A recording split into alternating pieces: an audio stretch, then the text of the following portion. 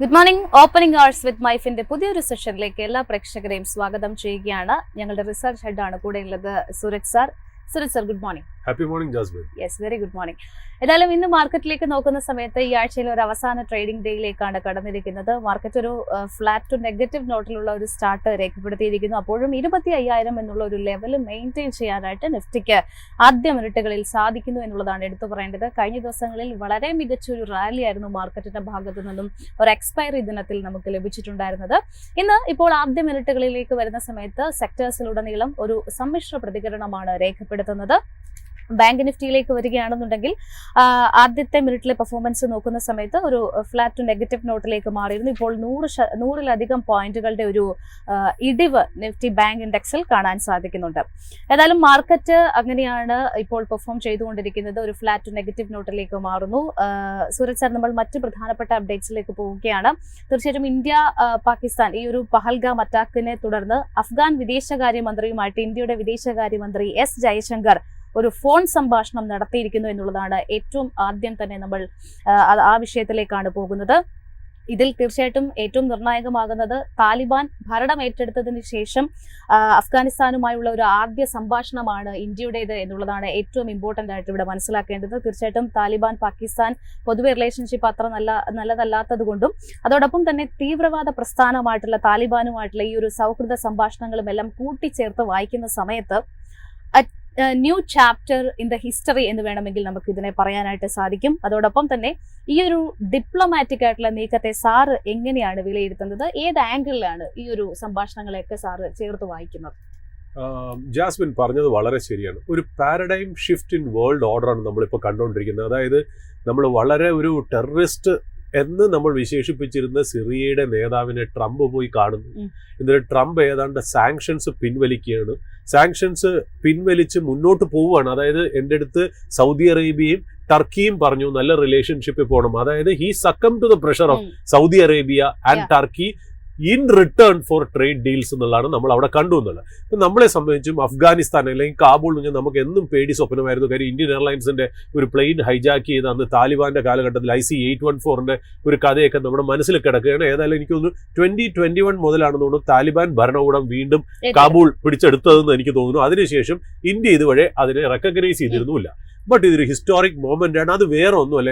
എന്നെ സംബന്ധിച്ച് സാധാരണ ഒരു ഇന്ത്യൻ സബ് കോണ്ടിനെന്റ്, എസ്പെഷ്യലി ഒരു ഇന്ത്യൻ ജനാധിപത്യത്തിന്, അത് ഏത് പാർട്ടിയോ ആയിക്കോട്ടെ, നമുക്ക് ഒരിക്കലും റെക്കഗ്നൈസ് ചെയ്യാൻ പറ്റാത്ത ഒരു കൺട്രിയാണ് അഫ്ഗാനിസ്ഥാനെ അല്ല, താലിബാൻ റെജീമിനെ. Afghanistan is a beautiful country. അഫ്ഗാനിസ്ഥാനായിട്ട് നമുക്ക് പണ്ട് മുതലേ നല്ല റിലേഷൻഷിപ്പ് ഉള്ള ഒരു രാജ്യമാണ്. നമ്മൾ അങ്ങോട്ടും ഇങ്ങോട്ടും ഒരുപാട് റെസ്പെക്ട് ഉണ്ട്, ഒരുപാട് ട്രേഡ് ഉണ്ട്, നല്ലൊരു കൾച്ചറൽ ആയിട്ട് തന്നെ നല്ലൊരു എക്കോസിസ്റ്റം നമ്മളും അവർ തമ്മിലുണ്ട്. ബട്ട് ഒരു റെജീം എന്നുള്ള രീതിയിൽ താലിബാനെ ഒരിക്കലും നമ്മൾ അക്സെപ്റ്റ് ചെയ്തിരുന്നില്ല. ബട്ട് ഇന്ന് ഇന്ത്യയുടെ ഷിഫ്റ്റ് ഓഫ് പോളിസി ഭയങ്കര രീതിയിലായിട്ട് അപ്രീഷിയേറ്റ് ചെയ്യണം. അതായത് നമ്മളും ഓപ്പർച്യൂണിസ്റ്റിക് ആവണം എന്നുള്ളതാണ്. കാര്യം വെച്ചാൽ ഇതിപ്പം നമ്മൾ താലിബാനായിട്ട് നമ്മൾ വിളിച്ചത് മേ ബി ഹിസ്റ്റോറിക്കൽ വലിയ ഇമ്പോർട്ടൻസ് ഉണ്ടെങ്കിൽ പോലും this is a direct message to US and Turkey എന്നുള്ളതാണ്. അതായത് നിങ്ങൾ നിങ്ങളുടെ രീതിയിൽ കൊണ്ടുപോകണമെങ്കിൽ ഞങ്ങൾ ഞങ്ങളുടെ രീതിയിൽ കൊണ്ടുപോകാൻ ചാൻസ് ഉണ്ട്. ഇതിൽ ഏറ്റവും കൂടുതൽ വിറയ്ക്കാൻ പോകുന്നത് പാകിസ്ഥാൻ തന്നെയാണ്. കാര്യം പാകിസ്ഥാന്റെ ബോർഡർ കൺട്രീസ് എല്ലാം ഇപ്പൊ ഈ പറയുന്ന പോലെ ഒരു ഹോസ്റ്റൈൽ നേഷൻസ് ആയി മാറി. ഇപ്പുറത്തെ സൈഡിൽ ഇന്ത്യ ഓട്ടോമാറ്റിക്കലി കൊല്ലങ്ങളായിട്ട് നമ്മളും പാകിസ്ഥാനും തമ്മിൽ നല്ല റിലേഷൻഷിപ്പ് അല്ല. അഫ്ഗാനിസ്ഥാൻ താലിബാനും പാകിസ്ഥാനും തമ്മിൽ നല്ല ചർച്ചയിലല്ല. അതേപോലെ തന്നെ പാകിസ്ഥാന്റെ ഫ്രോണ്ടിയറിലുള്ള ബലൂചിസ്ഥാനിലെ ആർമിയായിട്ടും പാകിസ്ഥാൻ നല്ല ഇതിലല്ല. Now Pakistan is surrounded by a lot of problems എന്നാണ് ഇന്നലത്തെ ആ ശ്രീ ജയശങ്കർ, അതായത് മിനിസ്റ്റർ ഓഫ് എക്സ്റ്റേണൽ അഫയേഴ്സിന്റെ അല്ലെങ്കിൽ നമ്മുടെ ഫോറിൻ മിനിസ്റ്ററിന്റെ call will send shivering to Pakistan എന്നുള്ള കാര്യത്തിൽ യാതൊരു സംശയവുമില്ല ജാസ്മിൻ. കാര്യം വെച്ചാൽ അത് ഭയങ്കര ഒരു ഡിപ്ലോമാറ്റിക് മൂവ് ആയിരുന്നു. ഒരു ഔട്ട് ഓഫ് ദ ബോക്സ് ആണ്. മേ ബി ഇന്ത്യൻ ഗവൺമെന്റിന് ഇന്ത്യൻ പാർലമെന്റിലോ അല്ലെങ്കിൽ നമ്മുടെ ഓൾ പാർട്ടി മീറ്റിംഗ് വിളിച്ചോ ഈ ഒരു ചേഞ്ച് ഇൻ പോളിസി നമുക്ക് എക്സ്പ്ലെയിൻ ചെയ്യേണ്ടി വരുമായിരിക്കാം. കാര്യം തീർച്ചയായിട്ടും ഒപ്പോസിഷൻസ് ഗൺ ഡൗൺ ചെയ്യും എക്സിസ്റ്റിംഗ് ഗവൺമെന്റിനെ. കാര്യം നമുക്ക് ഒരു ഹോസ്റ്റൈൽ കൺട്രി ആയിരുന്നു താലിബാൻ. ഒരിക്കലും ഒരു ഒരു ഡെമോക്രാറ്റിക് സെറ്റപ്പ് അല്ല താലിബാന്റേത്. അത് മാത്രമല്ല നമ്മുടെ previous hijacking history IC-814 Indian എയർലൈൻസിന്റെ വന്നത് കാരണമൊക്കെ may be opposition may be വരും ദിവസങ്ങളിൽ ഡിമാൻഡ് ചെയ്തേക്കാം ഒരു answer from the government. But whatever it is India can deal with it. But this has been a very strategic move എന്നുള്ളത് പറഞ്ഞു വെക്കാതിരിക്കാൻ നിവൃത്തിയില്ല. ഏതായാലും സാർ തുർക്കിയുടെ കാര്യം മെൻഷൻ ചെയ്തത് കൊണ്ട് തന്നെ ഇന്ത്യ പാകിസ്ഥാൻ സംഘർഷം ലോക വിപണിയിലും അല്ലെങ്കിൽ ലോകതലത്തിൽ പല നേഷൻസിലും അത് സ്വാധീനം ചെലുത്തുന്നുണ്ട് എന്ന് തന്നെ പറയാം. പ്രത്യേകിച്ച് ഈ ഒരു സംഘർഷത്തിൽ പാകിസ്ഥാനെ പിന്തുണച്ച തുർക്കിയും അസർബൈജാനും ചൈനയ്ക്കുമെതിരെ ഇന്ത്യൻ വ്യാപാരികളും വിനോദസഞ്ചാരികളും മുഖം തിരിക്കുന്ന ഒരു നിലപാടാണ് നമ്മൾ ഈ 2 ദിവസങ്ങളായിട്ട് കാണുന്നത്. അതിലുള്ള ഏറ്റവും വലിയ ഉദാഹരണമാണ് ബോയ്ക്കോട്ട് ടർക്കി, ബോയ്ക്കോട്ട് അസർബൈജാൻ എന്നുള്ള നിലയിലേക്ക് കാര്യങ്ങൾ നീങ്ങുന്നു. ടൂറിസം പ്രധാന വരുമാന മാർഗമായിട്ടുള്ള ഏതാണ്ട് 2023 കണക്കനുസരിച്ച് ട്രാവൽ ആൻഡ് ടൂറിസം സെക്ടർ ടർക്കിയുടെ GDP 12% സംഭാവന ചെയ്തിരിക്കുന്നത് എന്നാണ് കാണാൻ സാധിക്കുന്നത്. ഇത് 2022 കണക്കിൽ നിന്നും ഏകദേശം 23 2.87 ലാഖിന്റെ വിനോദസഞ്ചാരികളുടെ ഒരു ഒഴുക്കാണ് തുർക്കിയിലേക്ക് എസ്പെഷ്യലി ഇന്ത്യയിൽ നിന്നും ഉണ്ടായിരിക്കുന്നത് എന്നാണ് കാണാൻ സാധിക്കുന്നത്. അതായത് 25% വർധനവ് ഓരോ വർഷവും ഈ ഒരു ട്രാവൽ ആൻഡ് ടൂറിസം മേഖലയിൽ പ്രത്യേകിച്ച് ടർക്കിയിൽ ഉണ്ടാകുന്നു. ഇത്തരത്തിൽ ഇന്ത്യയുടെ ഭാഗത്തു നിന്നുള്ള ഈ ഒരു നീക്കം തീർച്ചയായിട്ടും ഈ രാജ്യങ്ങൾക്ക് എസ്പെഷ്യലി കനത്ത തിരിച്ചടിയാകും. സർ, നമ്മൾ കഴിഞ്ഞ ദിവസമൊക്കെ തന്നെ ഡിസ്കസ് ചെയ്ത പോലെ പ്രധാന വിമാനത്താവളങ്ങളിൽ ഗ്രൗണ്ട് ഹാൻഡ്ലിംഗ് നടത്തുന്ന ടർക്കിഷ് കമ്പനിക്കെതിരെ കേന്ദ്ര സർക്കാരിന്റെ കടുത്ത നടപടി വന്നിട്ടുണ്ടായിരുന്നു. ടർക്കി ആസ്ഥാനമായിട്ട് പ്രവർത്തിക്കുന്ന സെലബി എയർപോർട്ട് സർവീസസിനെതിരെ വിലക്കിക്കൊണ്ടുള്ള നീക്കങ്ങളൊക്കെ തന്നെ ശക്തമായിട്ട് ഇന്ത്യ നടത്തുന്നുമുണ്ടായിരുന്നു.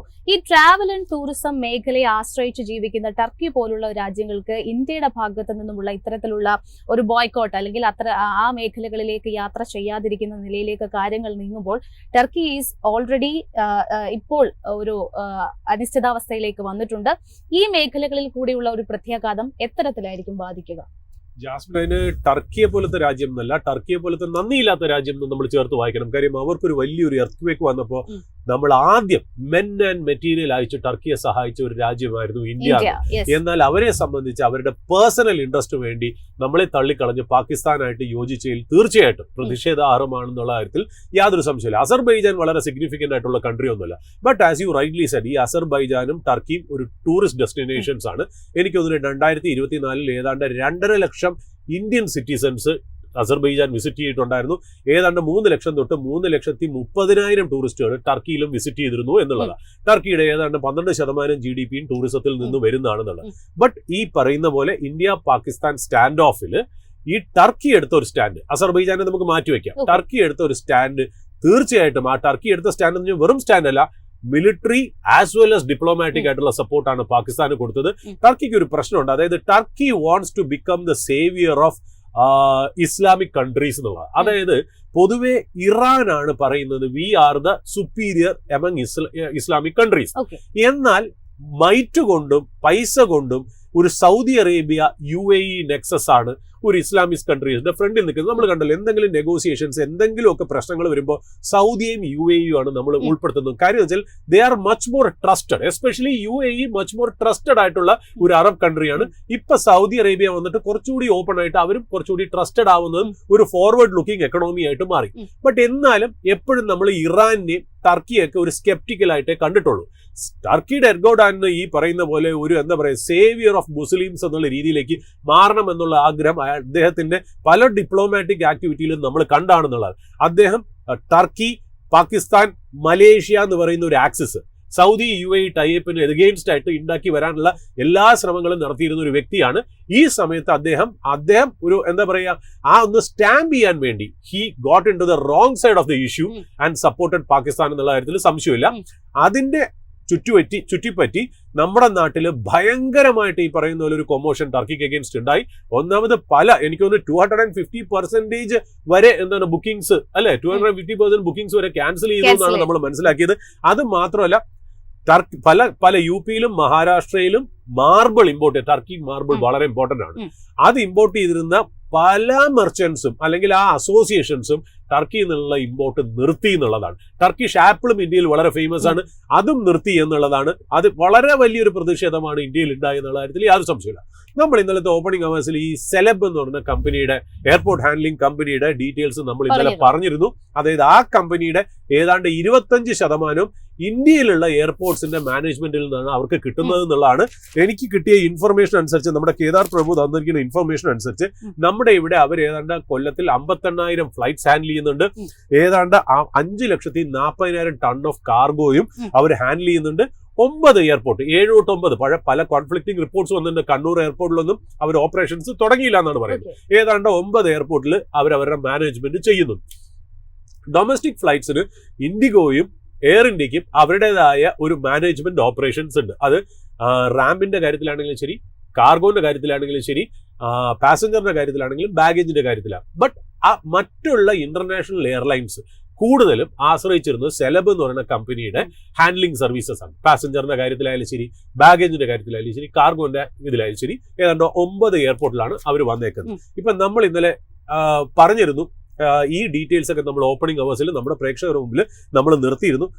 ഇപ്പൊ ആസ് ഓഫ് നൗ ഇപ്പൊ ഈ പറയുന്ന പോലെ India with immediate effect revokes celebs security clearance. അതായത് ഒരു നേഷന് അതൊരു നാഷണൽ സെക്യൂരിറ്റി ത്രെട്ട് ആണെന്നും അവർക്കുള്ള സെക്യൂരിറ്റി ക്ലിയറൻസ് ഇമ്മീഡിയറ്റ് ആയിട്ട് ഗവൺമെന്റ് പിൻവലിച്ചിരിക്കുന്നു എന്നുള്ളതാണ് ഇപ്പൊ കാണുന്ന ഒരു ഇൻഫർമേഷൻ.